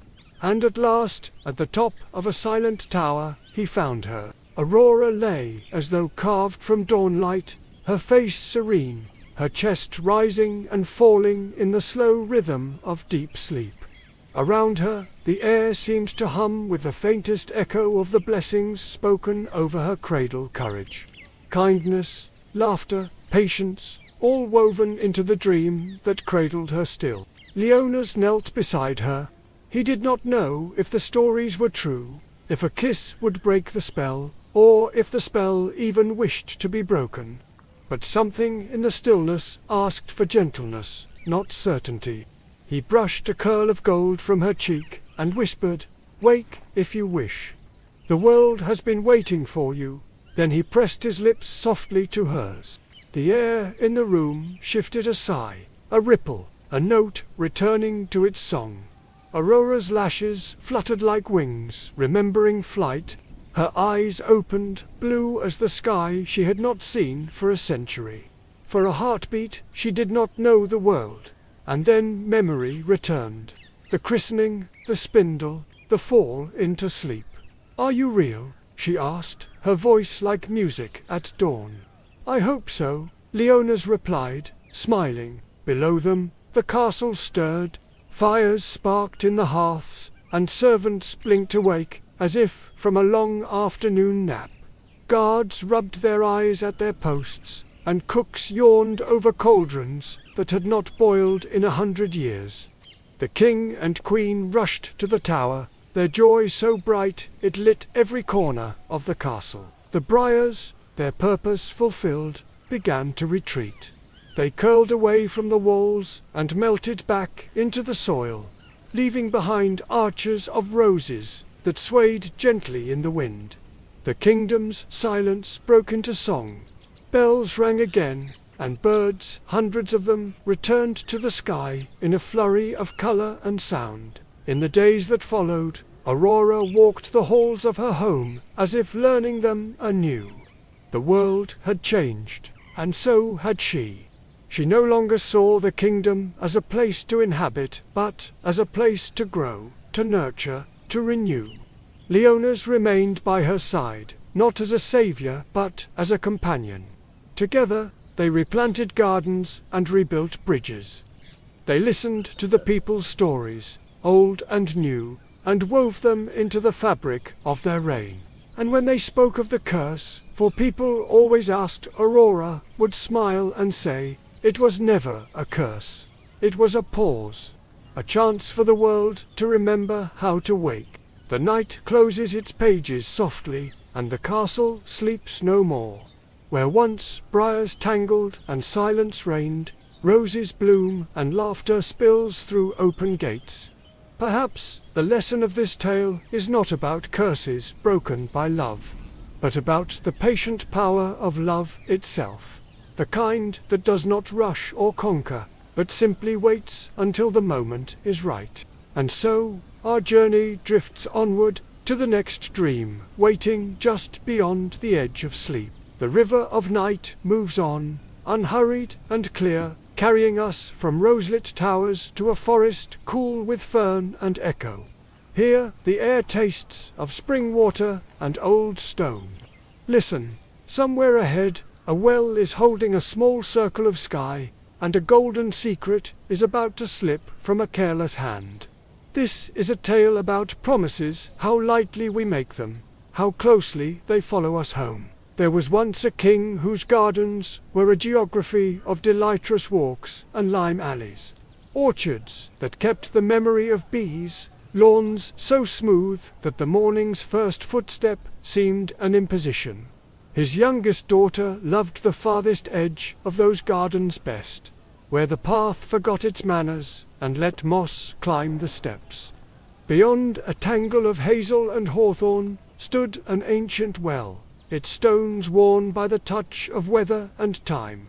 And in that old mouth of water the sky kept a second address. The princess came often in the afternoons, when court business wrapped the palace in layers of polite sound.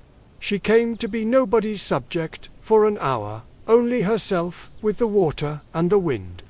In her hands she liked to carry a toy of 𝑺𝒍𝒆𝒆𝒑 golden ball, perfectly round and heavier than it looked. A gift from a visiting goldsmith who had been charmed by the candour in her questions.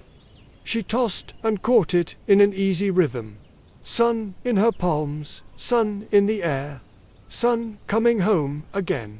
That day, a gust lifted from the far woods and pushed through the hazel as if urged by a secret debor, leaped a little higher than the princess meant it to, kissed her fingertips, and slipped away. She reached, she laced air. The golden sphere struck the stone lip of the well, spun like a coin deciding, and fell with a tidy sound into the dark. There was a moment of silence that felt like embarrassment, and then the faintest series of echoes, plop, plop, lost. She knelt at the rim and looked down. The well's water had no intention of giving up its prize. It wore the ball like a second sun, much too far below to touch. A silly grief rose in her throat, silly, because it was only an object. Sharp, because it was hers. Tears came, the kind that arrive in a rush, and do not ask permission. "Why such weeping for a round of metal?" asked a voice, small and resonant, as if the stone itself had spoken. The princess started and glanced about. No one stood on the path. The hazel did nothing more than be green. Then there a movement at the ring of stone, a creature slick as new leaves and the precise green of spring. A frog lifted himself to the rim with the solemn effort of a tiny king mounting a throne. His eyes were bright coins, old and wise in a face not built to look serious. "My golden ball," the princess said, half laughing at herself and half ready to cry again. It fell into the well. "I cannot reach it, can you not?" said the frog.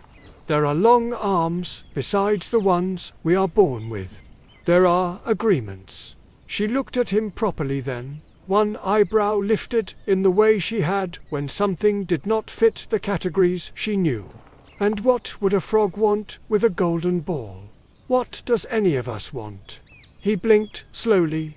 Company, supper, a place at the edge of warmth. She wiped her eyes and considered. She had been raised to know the power of words. A king's daughter learns early that promises, even small ones, are a kind of currency. But she was near tears, and very young in that moment. "If you bring it back," she said, I'll give you my pearls, my embroidered dresses, even the little crown I wear on feast days." The frog's throat made a sound like a thumb plucking a harp string. "Keep your pearls, they slip. Keep your dresses. They do not fit me. Keep your crown, it would sink me. Share your life instead. Let me eat from your plate, drink from your cup, and sleep." He paused delicately, "on your cushion, near your warm hearth. If I fetch your treasure, will you make me guest at your table, and friend at your fire?" The princess hesitated. The request was ridiculous, and that made it safe to agree.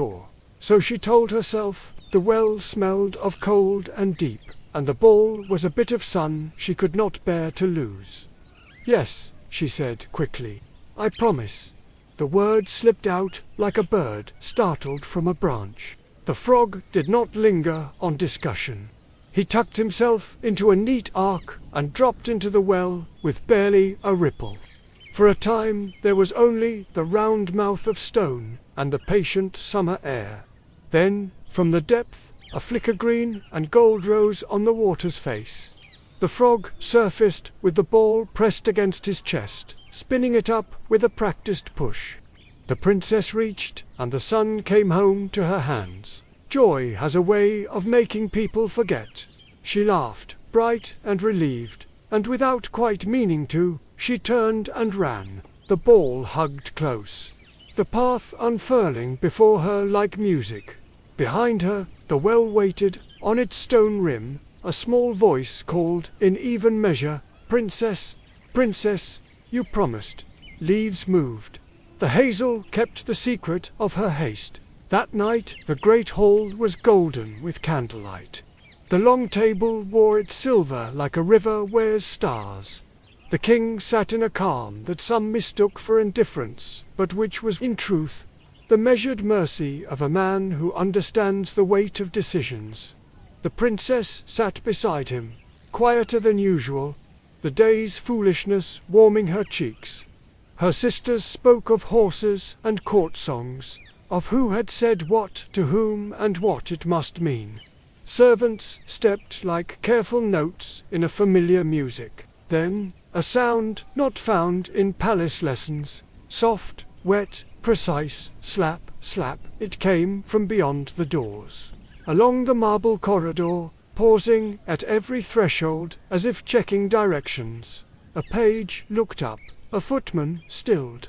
The door to the hall, taller than 10 frogs on each other's shoulders, swung in with its usual dignity, and in the space that grand entrances are meant to hold there, he was, a frog, green as hope and damp as truth, blinking in the light as if minding his manners. Some laughed outright. One sister put her napkin to her mouth, eyes wide with unwilling delight.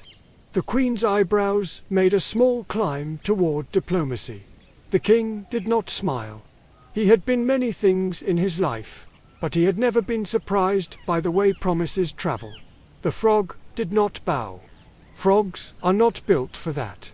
He addressed the princess in the voice of the well. "Good evening. I have come for our agreement. A morsel from your plate, a sip from your cup, a place by your hearth. You gave your word as a lady gives her hand." The whole turned to her as fields turn toward weather. The princess felt herself a small boat, suddenly aware of current. She remembered the heat of relief, the quickness of the promise. She remembered, too, the ease with which she had pretended the frog's request was play. Every child learns that some games are not games at all. "Father," she began, but the king lifted his hand not to silence her, but to give her time to shape truth. "Is it as he says?" he asked, his voice the steady plank in a river of eyes. "It is," she said at last, the words clear and small. "I promised." The king nodded once. "Then honor your promise. We are none of us measured only by feasts and banners. We are measured by what we do when our words return to us wearing unfamiliar faces." Her sisters made faces of their own, arranging disdain as if it were jewelry. The princess looked at the frog. He looked back without triumph, only expectation, and something else, a weariness around the eyes that did not belong to a creature with a life measured in lily pads and flies. She moved her plate an inch toward him, then another. It felt absurd. He sprang lightly, politely, and set his forefeet on the edge. He did not gobble as a spectacle. He ate as if remembering a ritual. A crumb of bread, a shred of roasted carrot, the tiniest bit of meat. She lifted her cup and hesitated. He touched the rim with the tip of his tongue, delicate, grateful. Across the table, a cousin snorted. The queen put a small, reproving hand on Laughter's shoulder and guided it out of the room. When the meal was done, the frog turned his bright eyes to the princess. "Now," he said softly, "the fire, the cushion, the keeping of the last measure of your promise." The princess stiffened. It is one thing to pay a coin's worth of embarrassment at a table. It is another to bring a small stranger into the radius of your sleep. Her sisters watched with a particular avidity reserved for the mistakes of others. She rose from the table as if walking through water. "Father," she tried again, but the king's expression did not change. "You will be queen of your own word some day," he said. "Learn now what that requires." So the princess led the way from the hall, down the corridors that smelled of beeswax and old oak. The frog followed at his careful pace, small and steady, the sound of him as quiet as rain on flags. Servants turned aside, curious and unalarmed. Palaces grow used to strange processions. In her chamber the hearth held an honest fire. The rugs kept the night from the stone. She knelt and placed a cushion close to the warmth, the simplest one, with a mended corner that had the look of usefulness. The frog hopped onto it and breathed as if sitting beside a remembered friend. "Is there more?" she asked, her voice thinner than she liked. "Only what you promised," he said, and his tone was not greedy, only patient. "A place near you until morning. I am cold, and the world is large." She looked at the narrow bed, at the frog, at the door, at her own hands. Something stubborn climbed her spine. "I promised a cushion by the fire," she said carefully. "That is what I give." The frog dipped his head. "Then that is what I take." Outside, the wind changed direction, as winds do when stories turn. In the hall beyond the chamber, the king paused in his own slow walk and listened for what he could not have said. Far below, in the oldest part of the palace, pipes sighed. In the farthest garden, the well considered the shape of the moon. The princess lay down with her back to the fire and stared into the friendly dark. Behind her, the soft breath of the frog evened into a small, persistent rhythm. She waited for disgust to come and claim her, for anger to unspool and keep her awake. Instead, weariness arrived with practical hands, and sleep, mistrustful but not unkind, took her by degrees. Somewhere between waking and dreaming, she heard the frog speak, so quietly she might have imagined it. "Thank you," he said, "for keeping something in the world that so many let fall." She did not answer. Morning would have questions. Let the embers settle and the cushion keep its small warmth. A promise has been honored, but its meaning has not finished unfolding. When we return, we'll step into the delicate space between disgust and mercy. Follow the old magic to its root and learn what shape gratitude may take when the sun rises. Rest now, the second half is already breathing. The first light of dawn found the princess already awake, lying still beneath the weight of her thoughts. The events of the previous night replayed in slow, measured loops, the clumsy taste of humility as the frog shared her plate, the stares of the court as her promise bound her to its terms, the absurd yet undeniable presence of that small green creature now sleeping contentedly on a cushion beside the hearth. She felt no hatred, only an unfamiliar unease, the kind that comes from realizing one's actions matter beyond intention. When she rose, the frog was awake too, his golden eyes reflecting the fire as dwindling embers. "Good morning," he croaked, not cheerfully, but as one might greet an equal. "Thank you for the warmth. It has been many winters since I have felt it." The princess, still tangled in her pride, offered only a nod. She dressed in silence, half expecting the frog to hop away and vanish now that the novelty had worn thin. But he followed her as she left the room, each leap a reminder of the night before. Down the grand staircase he came into the breakfast hall, where servants paused mid-step and courtiers watched with thinly veiled curiosity. She sat at the long oak table, hoping to lose herself in routine. But the frog was there again, politely requesting a place beside her plate. She obliged, though the gesture burned hotter than she cared to admit. Once more, he ate sparingly a crumb. a droplet of milk, and once more he spoke softly of small things. The warmth of sunlight on stone, the scent of moss after rain. His words were simple, almost poetic, yet they unsettled her more than scorn ever could. "Why do you follow me?" she asked at last, frustration breaking through her composure. "I have honored my promise. Surely you have had enough." The frog tilted his head, his throat pulsing gently before he answered. "A promise is not a debt to be paid off, princess. It is a bridge between two hearts. You offered me kindness. I accepted it. And now, like all true promises, it asks for more than either of us expected." His words echoed in her chest long after the plates were cleared. That day, wherever she went, the frog followed. He waited patiently as she read beneath the cherry trees. He hummed tunelessly as she embroidered by the window. He even hopped after her as she visited the village, where farmers and children alike stopped to stare.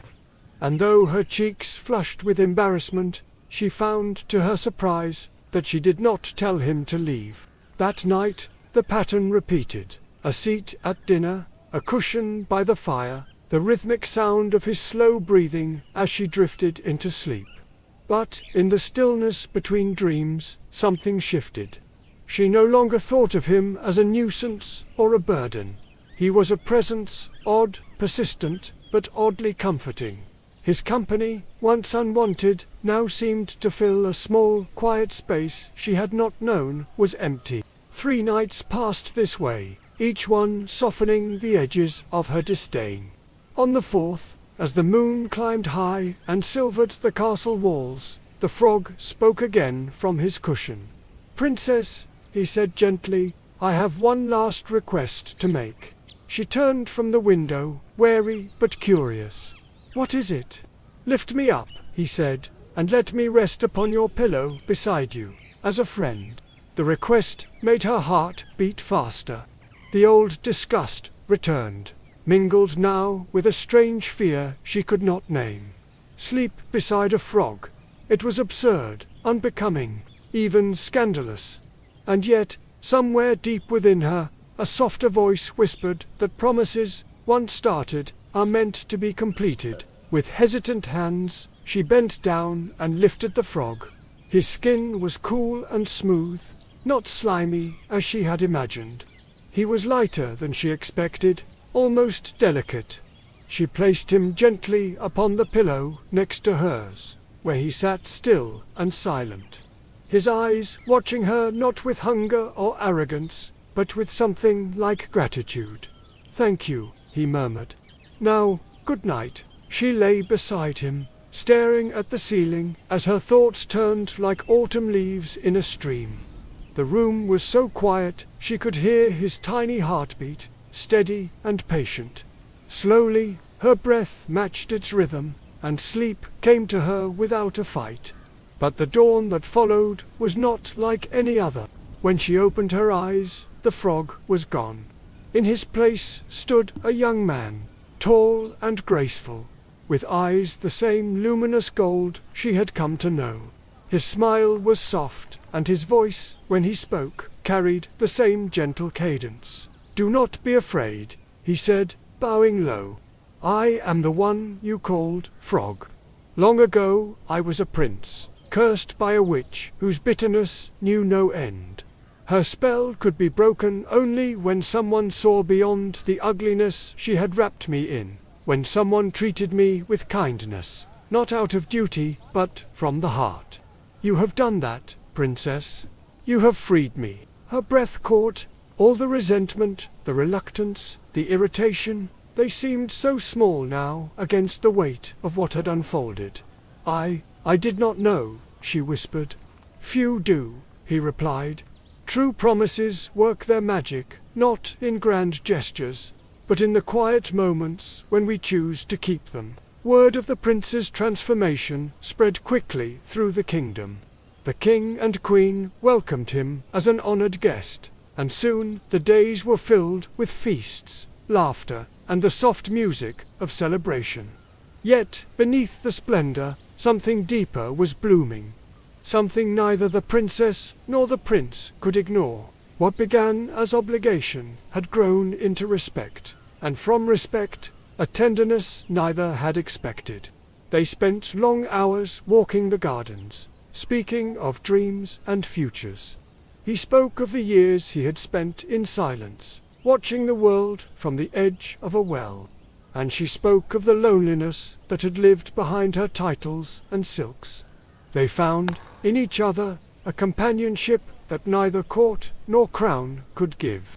And when, in time, he asked for her hand, it was not as a prince seeking a throne, nor as a man seeking reward, but as a friend who had found in her something rare and real. She said yes, not because a promise bound her, but because love had grown where duty once lived. So the story of the frog and the princess came to rest, not merely as a tale of spells broken and vows fulfilled, but as something much deeper, a meditation on the quiet power of promises and the transformations they bring. It is easy to dismiss a promise as just a few words spoken in haste, a convenient bargain struck in a moment of need. Yet this story reminds us that promises are living things. They grow roots in the soil of our character. They weave themselves into the choices we make, and, over time, they shape the people we become. For the princess, what began as a careless agreement born of desperation became a journey toward humility, compassion, and understanding. She discovered that keeping one's word is not only about duty, it is about the courage to see beyond appearances, to recognize worth where the world sees none, and to nurture bonds where none were expected. The frog, too, teaches us something profound, that beneath the surfaces we overlook or disdain may lie hearts as noble, minds as thoughtful, and souls as deserving of kindness as any crowned prince or honored king. But perhaps the truest magic in this story is not the breaking of the curse at all. It is the quiet evolution of two hearts, one learning to give, the other learning to trust, until they meet in a place where appearances no longer matter and love, in its most honest form, can take root. It is a reminder that the most extraordinary changes in life rarely happen with thunderclaps or fanfare. They happen softly, often unnoticed at first, in the small, patient moments when we choose to honor our word, to show grace, and to believe that kindness can change the shape of the world. And so, as the final echoes of this tale settle into the night, let its lesson linger with you. Promises are more than obligations, they are bridges. Some we cross only once, others lead us toward people, places, and futures we could never have imagined. Perhaps, as you drift toward sleep, you might think of the promises you've made, and the ones still waiting to bloom into something magical. The stars will keep watch, as they always do, and the next story will rise on the horizon soon, ready to carry you further into the dream. The night hushes itself into a deeper stillness, and the stars lean closer, listening. We have wandered through castles wrapped in thorns, through wells where promises wait, and now the path bends toward a hillside crowned with secrets. Here, where the wind carries old songs, and the earth remembers what the heart has forgotten. Two ordinary children will find that even the smallest steps can lead to the greatest adventures. In a valley cradled between two green-shouldered hills, there lay a small village named Willowmere, a place of cobbled lanes, thatched rooftops, and gardens that smelled of time and stories. It was the kind of village where time moved gently, marked by the chiming of the church bell and the slow turning of the mill wheel on the stream. And in that village lived a brother and sister, Jack and Jill, who, though young, carried within them a restlessness as old as the hills themselves. Jack was the elder by 2 summers, all quick feet and quicker ideas. He had a knack for seeing possibilities where others saw only routine. Jill, a year younger, was the steadier of the two. Thoughtful where Jack was impulsive, curious where he was daring. They were inseparable, as siblings often are, when bound by both love and mischief. And together they explored every corner of Willowmere, the mossy bridge by the brook, the hollow oak where owls nested, even the baker's shed where stolen cherries tasted sweeter than any bought. But there was one place they had never gone, the old hill that rose just beyond the village's northern fields. It was called Elder Hill, and the villagers spoke of it with a peculiar mixture of reverence and fear. No one tilled its soil, though its grasses grew thick and green. No one picnicked beneath its oak, though its branches offered the widest shade. "Leave Elder Hill be," the old folk said. "It remembers things we have forgotten." And that was all they would ever say. It was, of course, exactly the sort of warning that made Jack's curiosity spark like flint. "Do you ever wonder," he said one afternoon as they lay on their backs, watching clouds drift lazily overhead, "what's at the top of Elder Hill?" "Trouble," Jill replied, without hesitation, plucking a daisy and twirling it between her fingers. "That's what everyone says, but they don't know," Jack countered, rolling onto his side to look at her. "They just repeat stories. Maybe there's treasure, maybe a hidden spring, maybe a view so beautiful you can see the edge of the world." Jill hesitated, glancing toward the far slope where Elder Hill rose against the horizon like a green wave frozen in mid-crest. She felt the familiar pull between caution and curiosity, a tug of war. Jack always seemed to win. "All right," she said at last, a small smile playing at her lips. "Let's find out." The next morning they packed provisions, a small loaf of bread, a wedge of cheese, 2 apples, and Jack's most prized possession, a battered tin cup he insisted was perfect for collecting spring water just in case. They told no one of their plan. It felt like a secret too precious to share.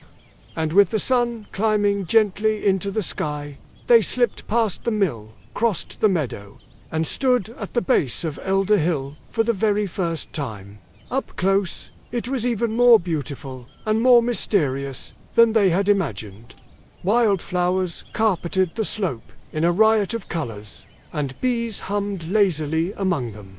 The air smelled different here, sharp and clean, with a hint of something Jack couldn't name. And as they began to climb, the sounds of the village, the hammer on the blacksmith's anvil, the chatter of market stalls faded into a soft, distant murmur. They climbed higher and higher, stopping now and then to catch their breath or admire the view. The path wound like a ribbon between rocks and thickets, and though it was steep, it welcomed them, guiding their steps as if it had been waiting all along. Soon they were high enough to see the entire valley spread out below them. Fields like patchwork quilts, the stream glinting like silver thread, and the rooftops of Willowmere shining golden in the sunlight. "This is already worth it," Jill said, shading her eyes with her hand. But Jack, always chasing the horizon, was already looking further up. "Not yet," he said. "There's something more. I can feel it." And indeed, there was. Near the hill's crown stood an ancient stone, well weather-worn, moss-covered, and ringed with carved runes no villager would have recognized. Water shimmered faintly inside, though the surface was still and mirror-smooth. Jack peered over the edge and caught a glint of something deep below. Not gold or jewels, but light itself, pulsing faintly as if the well had a heartbeat. "Do you see that?" he whispered. Jill nodded slowly, a chill crawling up her spine. "What is it?" "I don't know," Jack said, excitement quickening his voice. "But I think we're meant to find out." They knelt side by side, leaning closer to the water's surface. The reflection that met their gaze was not their own, not entirely. Their faces were there, but behind them shimmered images of places they had never seen. A towering forest of silver-leafed trees, a castle of glass and gold, a night sky swirling with colors no painter could name. And beneath those visions, a soft voice, neither man nor woman, old nor young, whispered a single word: drink. Jack's heart hammered in his chest. It's magic, he breathed. Or a trap, Jill replied, though her voice trembled with something closer to wonder than fear. They looked at each other, a thousand unspoken questions passing between them. And then, as they had done in every adventure since childhood, they made their decision without a word. Jack lowered the tin cup into the well and drew up a measure of the water. It shimmered faintly in the sunlight, as if starlight itself had been captured in liquid form. "To Elder Hill," he said, raising the cup. "To Elder Hill," Jill echoed, and together they drank. The water was cool and sweet, unlike anything they had ever tasted. For a heartbeat, nothing happened. Then the ground beneath them seemed to sigh, a low, deep exhalation, as though the hill itself were waking from a long sleep. The sky above them rippled like water, and the air grew heavy with a hum that vibrated in their bones. And then the world turned upside down. The hill still stands beneath them, yet nothing is as it was.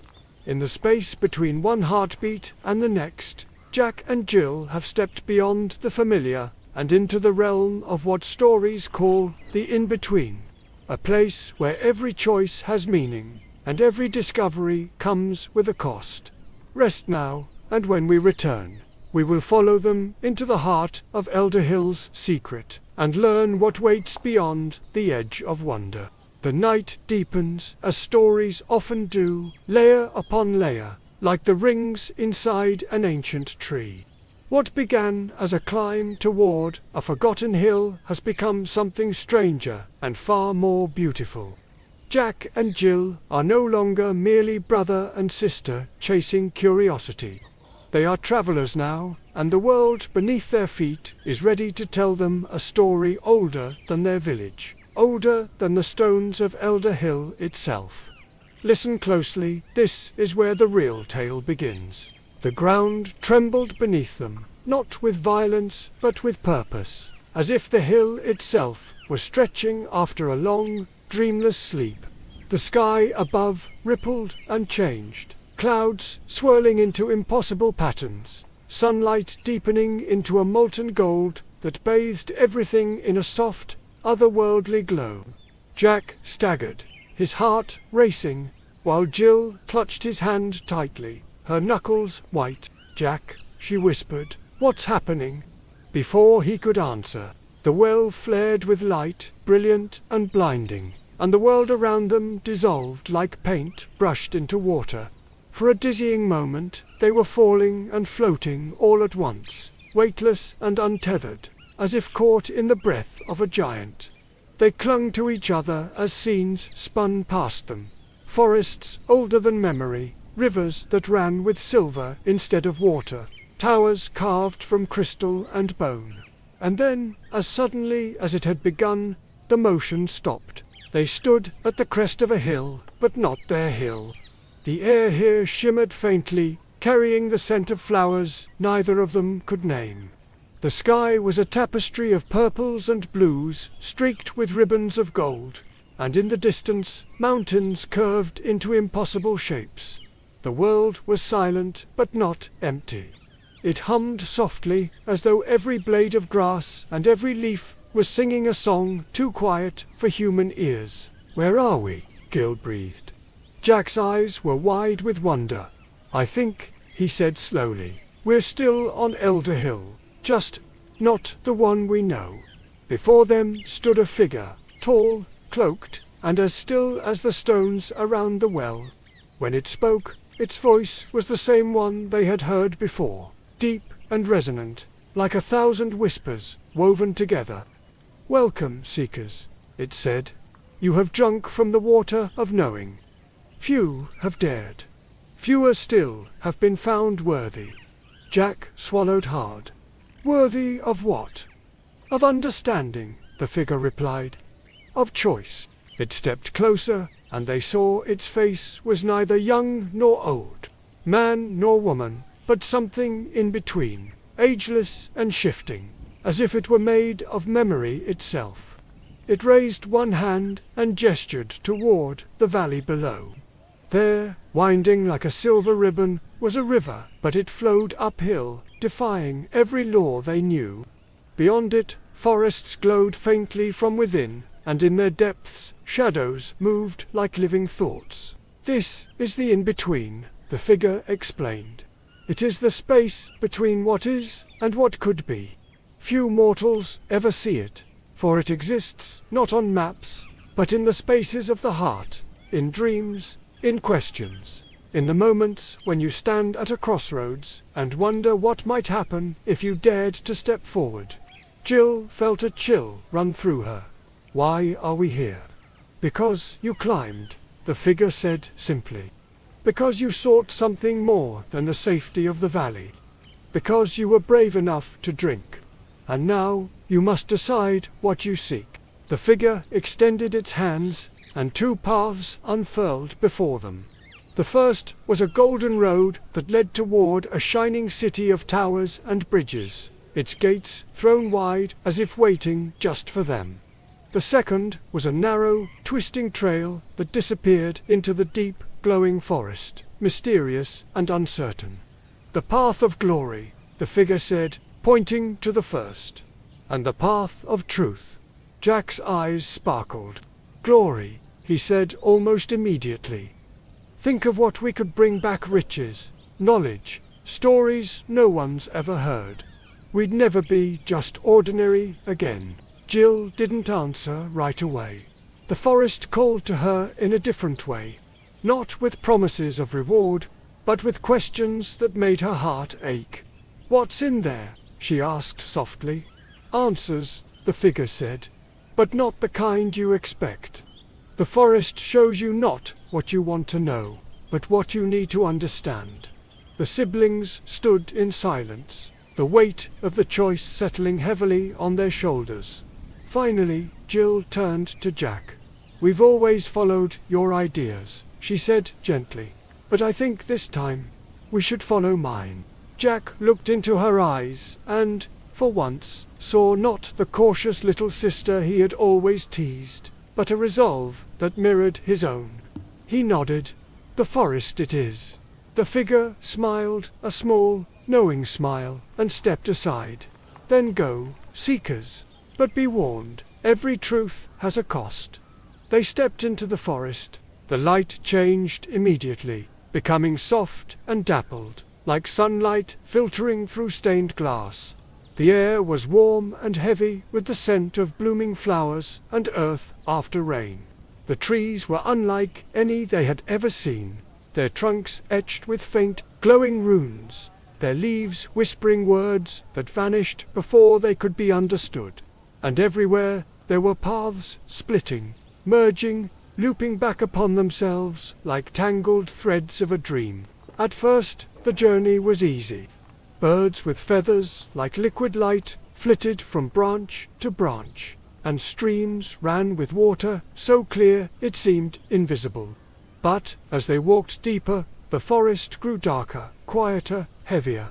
The air pressed against them like a hand. Whispers seemed to follow them, not menacing, but probing, curious. What if you never climb another hill? One voice murmured from the shadows. What if the world beyond this forest is not waiting for you? Asked another. What if all you seek is already within you? Jack's steps faltered. The questions crawled beneath his skin like vines. He thought of the village, of the people who had always seen him as reckless, foolish. Was this whole adventure just another attempt to prove them wrong? Jill, too, felt the whispers reach into her chest. She had always followed, first her brother, then the world's expectations.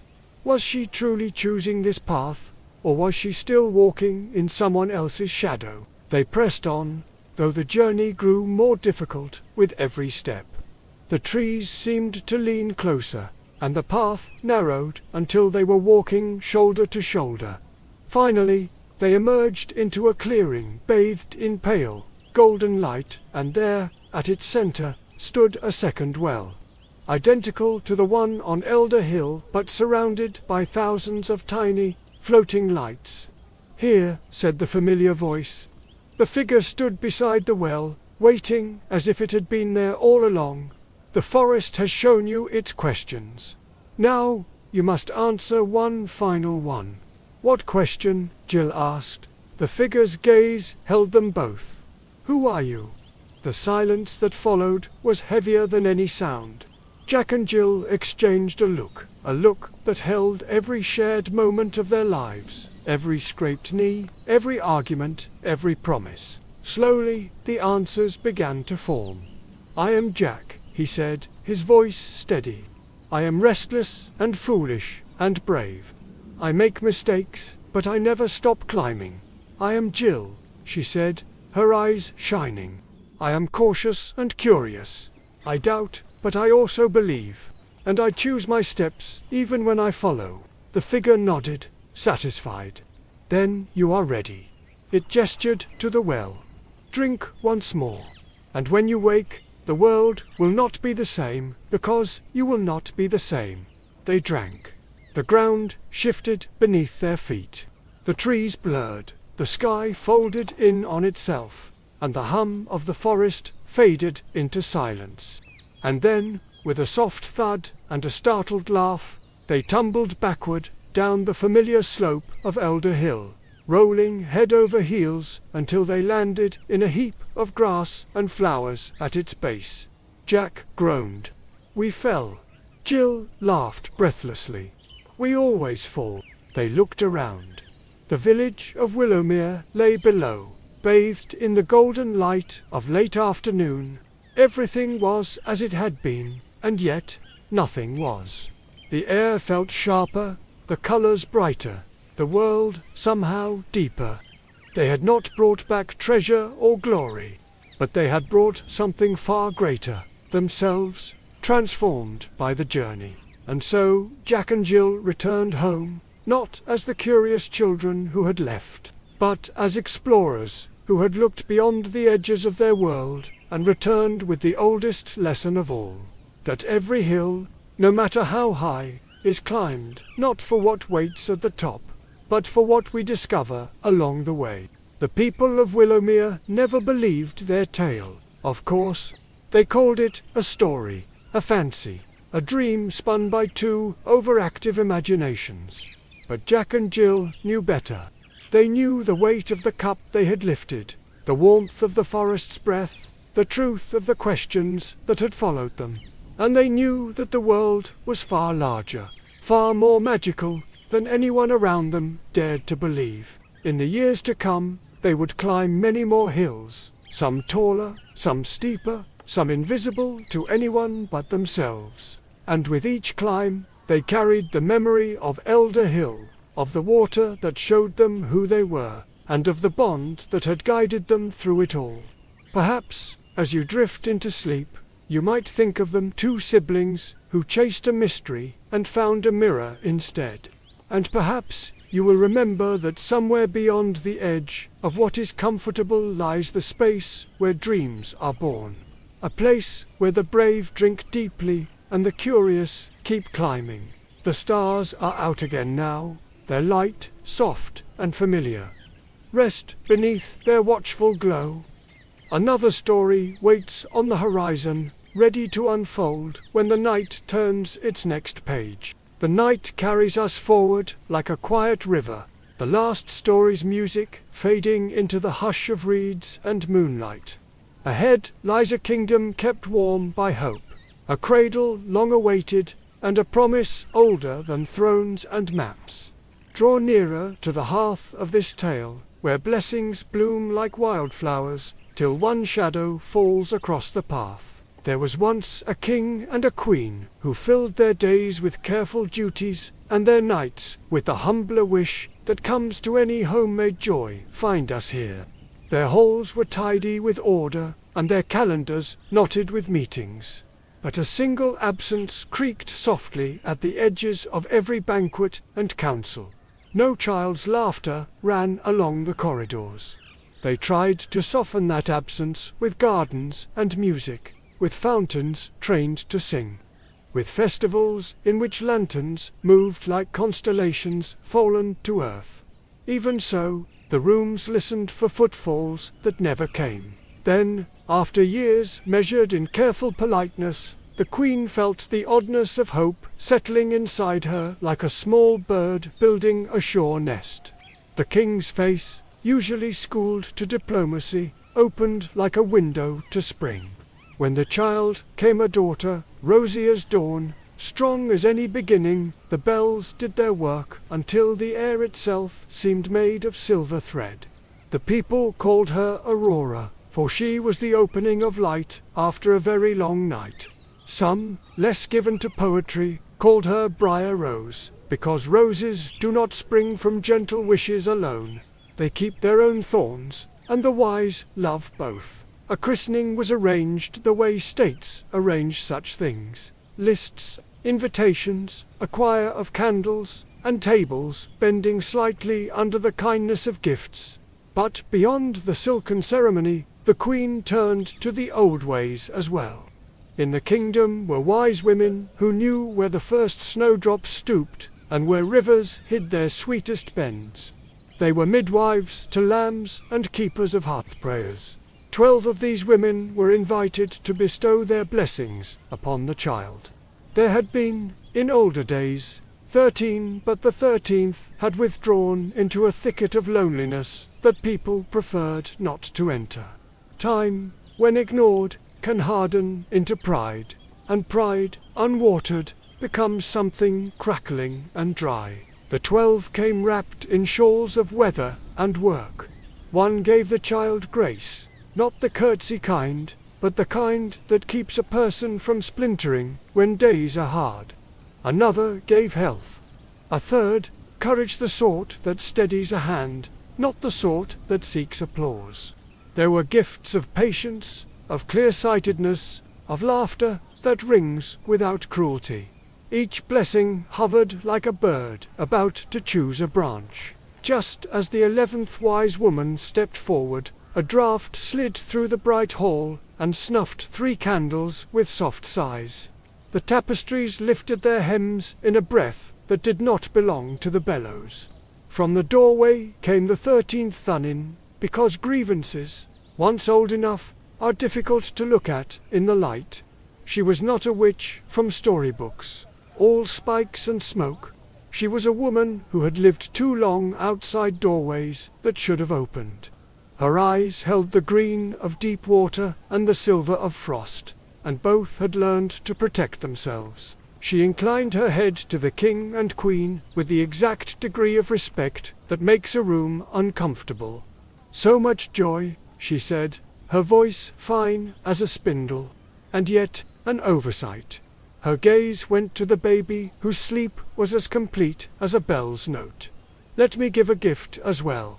At the turning of her 15th year, when dawn begins its climb and a girl stands at the threshold between smallness and the world, she will prick her finger on the point of a spindle and fall not to death. Oh no, but to a sleep so deep that it will seem like forgetting, and who does not fear being forgotten. The court froze around the words. The Queen reached for her child with the reflex of any mother. The King's mouth moved, but language felt like a blunt instrument. The 13th wise woman smiled a little without warmth. "Take care," she said, "how you shut your gates. The world is wider than your walls." She left without turning her head, and the snuffed candles remembered themselves and flamed again, rather late and rather brave. The 12th wise woman, who had not yet spoken, stepped forward with that peculiar steadiness people find only after fear enters a room and sits down. "I cannot unmake a gift once given," she said, "but I can soften its edge." Her hand hovered over the cradle. "The sleep shall not be a grave, but a door. It will hold her until the right knock comes. She will wake when heart answers heart." Talk began, the anxious, official kind that seizes on actions like ropes. The king ordered every spindle in the kingdom burned, broken, banished. Spinning wheels were exiled to barns and back rooms, replaced by looms that were clumsy with new threads. It is a hard thing to outlaw what a household knows. Flax waits for no proclamation, and thread is the quiet nerve of any country. But fear will make even sensible people take big bites out of their own bread. Time grows the way ivy does, finding its places. Aurora grew in sunlit rooms guarded by careful eyes. She was taught the geography of manners and the arithmetic of kindness, not to tally it like coins, but to know where it went and whether it returned. The queen taught her the names of herbs. The king taught her chess and how to see 3 moves into anyone's argument. The 12 wise women visited discreetly, a hand at her shoulder here, a whispered correction there, each tending her own blessing like a lamp. Despite caution, childhood finds a way to be itself. Aurora climbed peach trees and came down with scratched shins and a grin. She learned the castle's secret ways, the pantry passage where the scent of bread was strongest, the stair whose second step always sighed. She rode out beyond the walls with guards who told her stories of the rivers daring in spring flood. In the village, she watched women's hands make useful magic, kneading, mending, carding, spinning. No, not spinning, never spinning, for even the word seemed to make the air thin. But absence has a shape, and shapes draw curious eyes. On a morning like any other morning, clouds like sheep. A coolness in the apple shade. Aurora turned down a corridor she'd never noticed. A slender spiral that tucked itself so cleverly behind a tapestry it might have been keeping a secret for a century. She climbed higher than maidservants liked to climb and reached a wooden door asleep under dust. Inside, a tiny room turned slowly round a single sound, whir, whir, a patient hum like a bumblebee lost in a bell. An old woman, older than the stone itself, sat at a spinning wheel. Her foot pressed the treadle with the regularity of a heartbeat. The flax ran between her fingers like soft river water and gathered itself into a thread, so even it might have been a line drawn by the moon. Aurora stepped closer with the helpless hunger of someone who has been denied a simple, human thing. "What is that?" she asked. "Work," the old woman said, and smiled with one corner of her mouth, and song. "Come, feel it." The princess reached, because reaching is the way we learn what is true. The spindle point gleamed with a drop of pale oil. The thread quivered like a whispered secret. Her finger kissed the metal. A red bead rose the tiniest ruby and the world tipped. She did not fall as people fall in clumsy stories. She lay down on the narrow bed as if tired at last from a long, bright childhood. Her breath found the deep lake inside the body where all breaths go to drink. The old woman covered her with a woolen shawl as soft as the first silence after a storm. Then the old woman who had been waiting her whole life for this minute and had not known it closed the window and left the room, walking backward, as if unwilling to turn her back on the sleeping light. Sleep does not like to be alone. It spread through the castle the way dusk spreads, gentle but firm. The king's quill paused and learned the mercy of stillness. The queen's hand fell upon a page where the recipe for a healing broth would wait patiently for 100 years. Guards leaned against their spears and set down dreams like burdens they were glad to carry. In the kitchens, a pan stopped hissing. In the stables, a foal folded its legs and let time step around it like a careful dancer. Outside, the hedges remembered the wild. Briars found their old ambitions, and roses, never ones to be told exactly where to grow, climbed into the open air with fierce tenderness. Around walls and windows, the green wove itself, a garment, a guard, a vow. Birds nested where banners had once flapped. Foxes traced new paths. The moon took to visiting through leaf-latticed frames, as if the castle were now a part of the forest's breathing. News, which likes to travel, left the kingdom by roads and deer tracks. It crossed mountains on the backs of merchants' tales and forded rivers in the pockets of songs. In neighbouring courts, ladies whispered into fans. In wayside inns, men stretched a story as easily as they stretched their boots. Somewhere, a young man who had not yet decided what kind of man he would be heard the rumour. A sleeping princess, a sleeping country, a hedge of thorns as high as courage and as thick as excuses. He carried that rumour like a small coal cupped in a careful palm. But rumours are not keys. And keys, as any wise woman will tell you, work best when accompanied by understanding.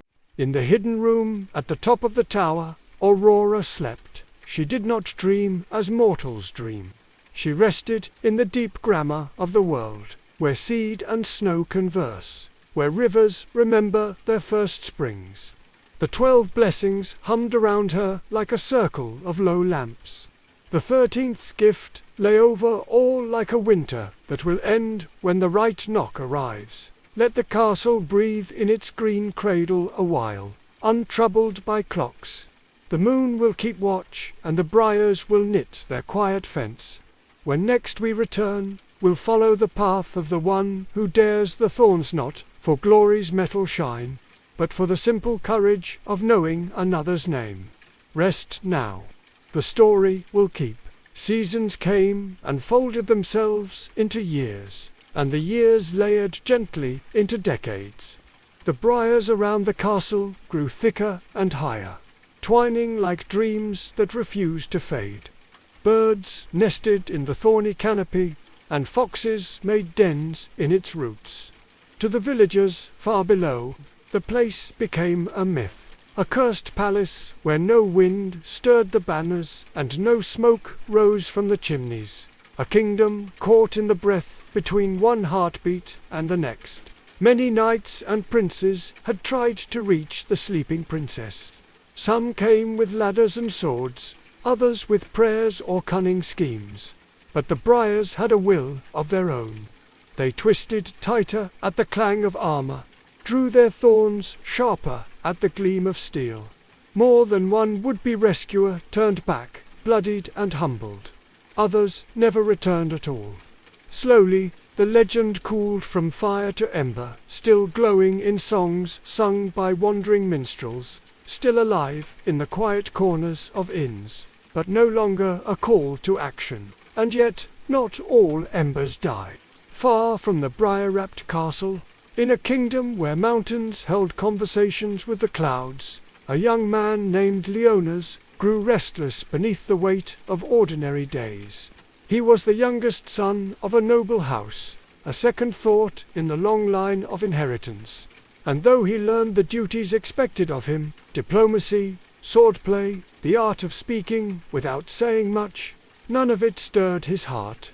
What did stir him were stories, the kind whispered around winter fires and tucked into the corners of old books. It was in one of those books, cracked and faded by many hands, that he first read of Aurora's slumber, a tale older than his great-grandfather's memory. Something in the story would not let him go. It clung to the edges of his thoughts while he walked the training yards and followed him into sleep. In dreams, he saw a castle breathing beneath green shadows, and felt, inexplicably, that he was meant to walk there. So, one mist-soft morning, he left. He took no banner, no army, and only a single sword, not because he expected to fight, but because journeys are easier when one feels prepared. His horse, a chestnut mare with a mind of her own, followed the road that the map did not name. Days became weeks. He crossed rivers that told stories in their babble and woods, so old they seemed to remember the world before names. And always the stories of the sleeping kingdom guided him. A place the earth itself guards, a hermit said as he offered Leona's water. A silence so deep it swallows bird calls, murmured a shepherd as he pointed the way. When at last Leona saw it, the sight stole his breath. The castle rose from the earth like a forgotten cathedral, its spires half hidden by a living wall of briar and rose. The air hummed, not with life as he knew it, but with something deeper, something waiting. The briars loomed before him, their thorns long and gleaming, their branches knotted as if grown with intent. Many before him had hacked at them, and the remnants of their failure rusted in the soil. Leonas did not draw his sword. Instead, he stepped closer and placed his palm against the green. "Let me through," he whispered, not as a command, but as a request. Not for glory, not for gold, only to see what waits beyond. Something shifted. The briars trembled, then parted just enough for a man to pass. Not a corridor, but a narrow, winding path. It was as if the thorns themselves weighed his heart and found it free of conquest. Through the garden he walked, past fountains, frozen mid-splash, past roses that had bloomed and held their breath for 100 years. He stepped over ivy-curled courtyards and beneath archways where dust motes drifted like memories. And at last, at the top of a silent tower, he found her. Aurora lay as though carved from dawnlight, her face serene, her chest rising and falling in the slow rhythm of deep sleep. Around her, the air seemed to hum with the faintest echo of the blessings spoken over her cradle courage. Kindness, laughter, patience, all woven into the dream that cradled her still. Leonas knelt beside her. He did not know if the stories were true, if a kiss would break the spell, or if the spell even wished to be broken. But something in the stillness asked for gentleness, not certainty. He brushed a curl of gold from her cheek and whispered, "Wake if you wish. The world has been waiting for you." Then he pressed his lips softly to hers. The air in the room shifted a sigh, a ripple, a note returning to its song. Aurora's lashes fluttered like wings, remembering flight. Her eyes opened, blue as the sky she had not seen for a century. For a heartbeat she did not know the world, and then memory returned. The christening, the spindle, the fall into sleep. "Are you real?" she asked, her voice like music at dawn. "I hope so," Leonas replied, smiling. Below them, the castle stirred, fires sparked in the hearths, and servants blinked awake, as if from a long afternoon nap. Guards rubbed their eyes at their posts, and cooks yawned over cauldrons that had not boiled in 100 years. The king and queen rushed to the tower, their joy so bright it lit every corner of the castle. The briars, their purpose fulfilled, began to retreat. They curled away from the walls and melted back into the soil, leaving behind arches of roses that swayed gently in the wind. The kingdom's silence broke into song. Bells rang again, and birds, hundreds of them, returned to the sky in a flurry of colour and sound. In the days that followed, Aurora walked the halls of her home as if learning them anew. The world had changed, and so had she. She no longer saw the kingdom as a place to inhabit, but as a place to grow, to nurture, to renew. Leonas remained by her side, not as a saviour, but as a companion. Together, they replanted gardens and rebuilt bridges. They listened to the people's stories, old and new, and wove them into the fabric of their reign. And when they spoke of the curse, for people always asked, Aurora would smile and say, it was never a curse. It was a pause, a chance for the world to remember how to wake. The night closes its pages softly, and the castle sleeps no more. Where once briars tangled and silence reigned, roses bloom and laughter spills through open gates. Perhaps the lesson of this tale is not about curses broken by love, but about the patient power of love itself, the kind that does not rush or conquer, but simply waits until the moment is right. And so, our journey drifts onward to the next dream, waiting just beyond the edge of sleep.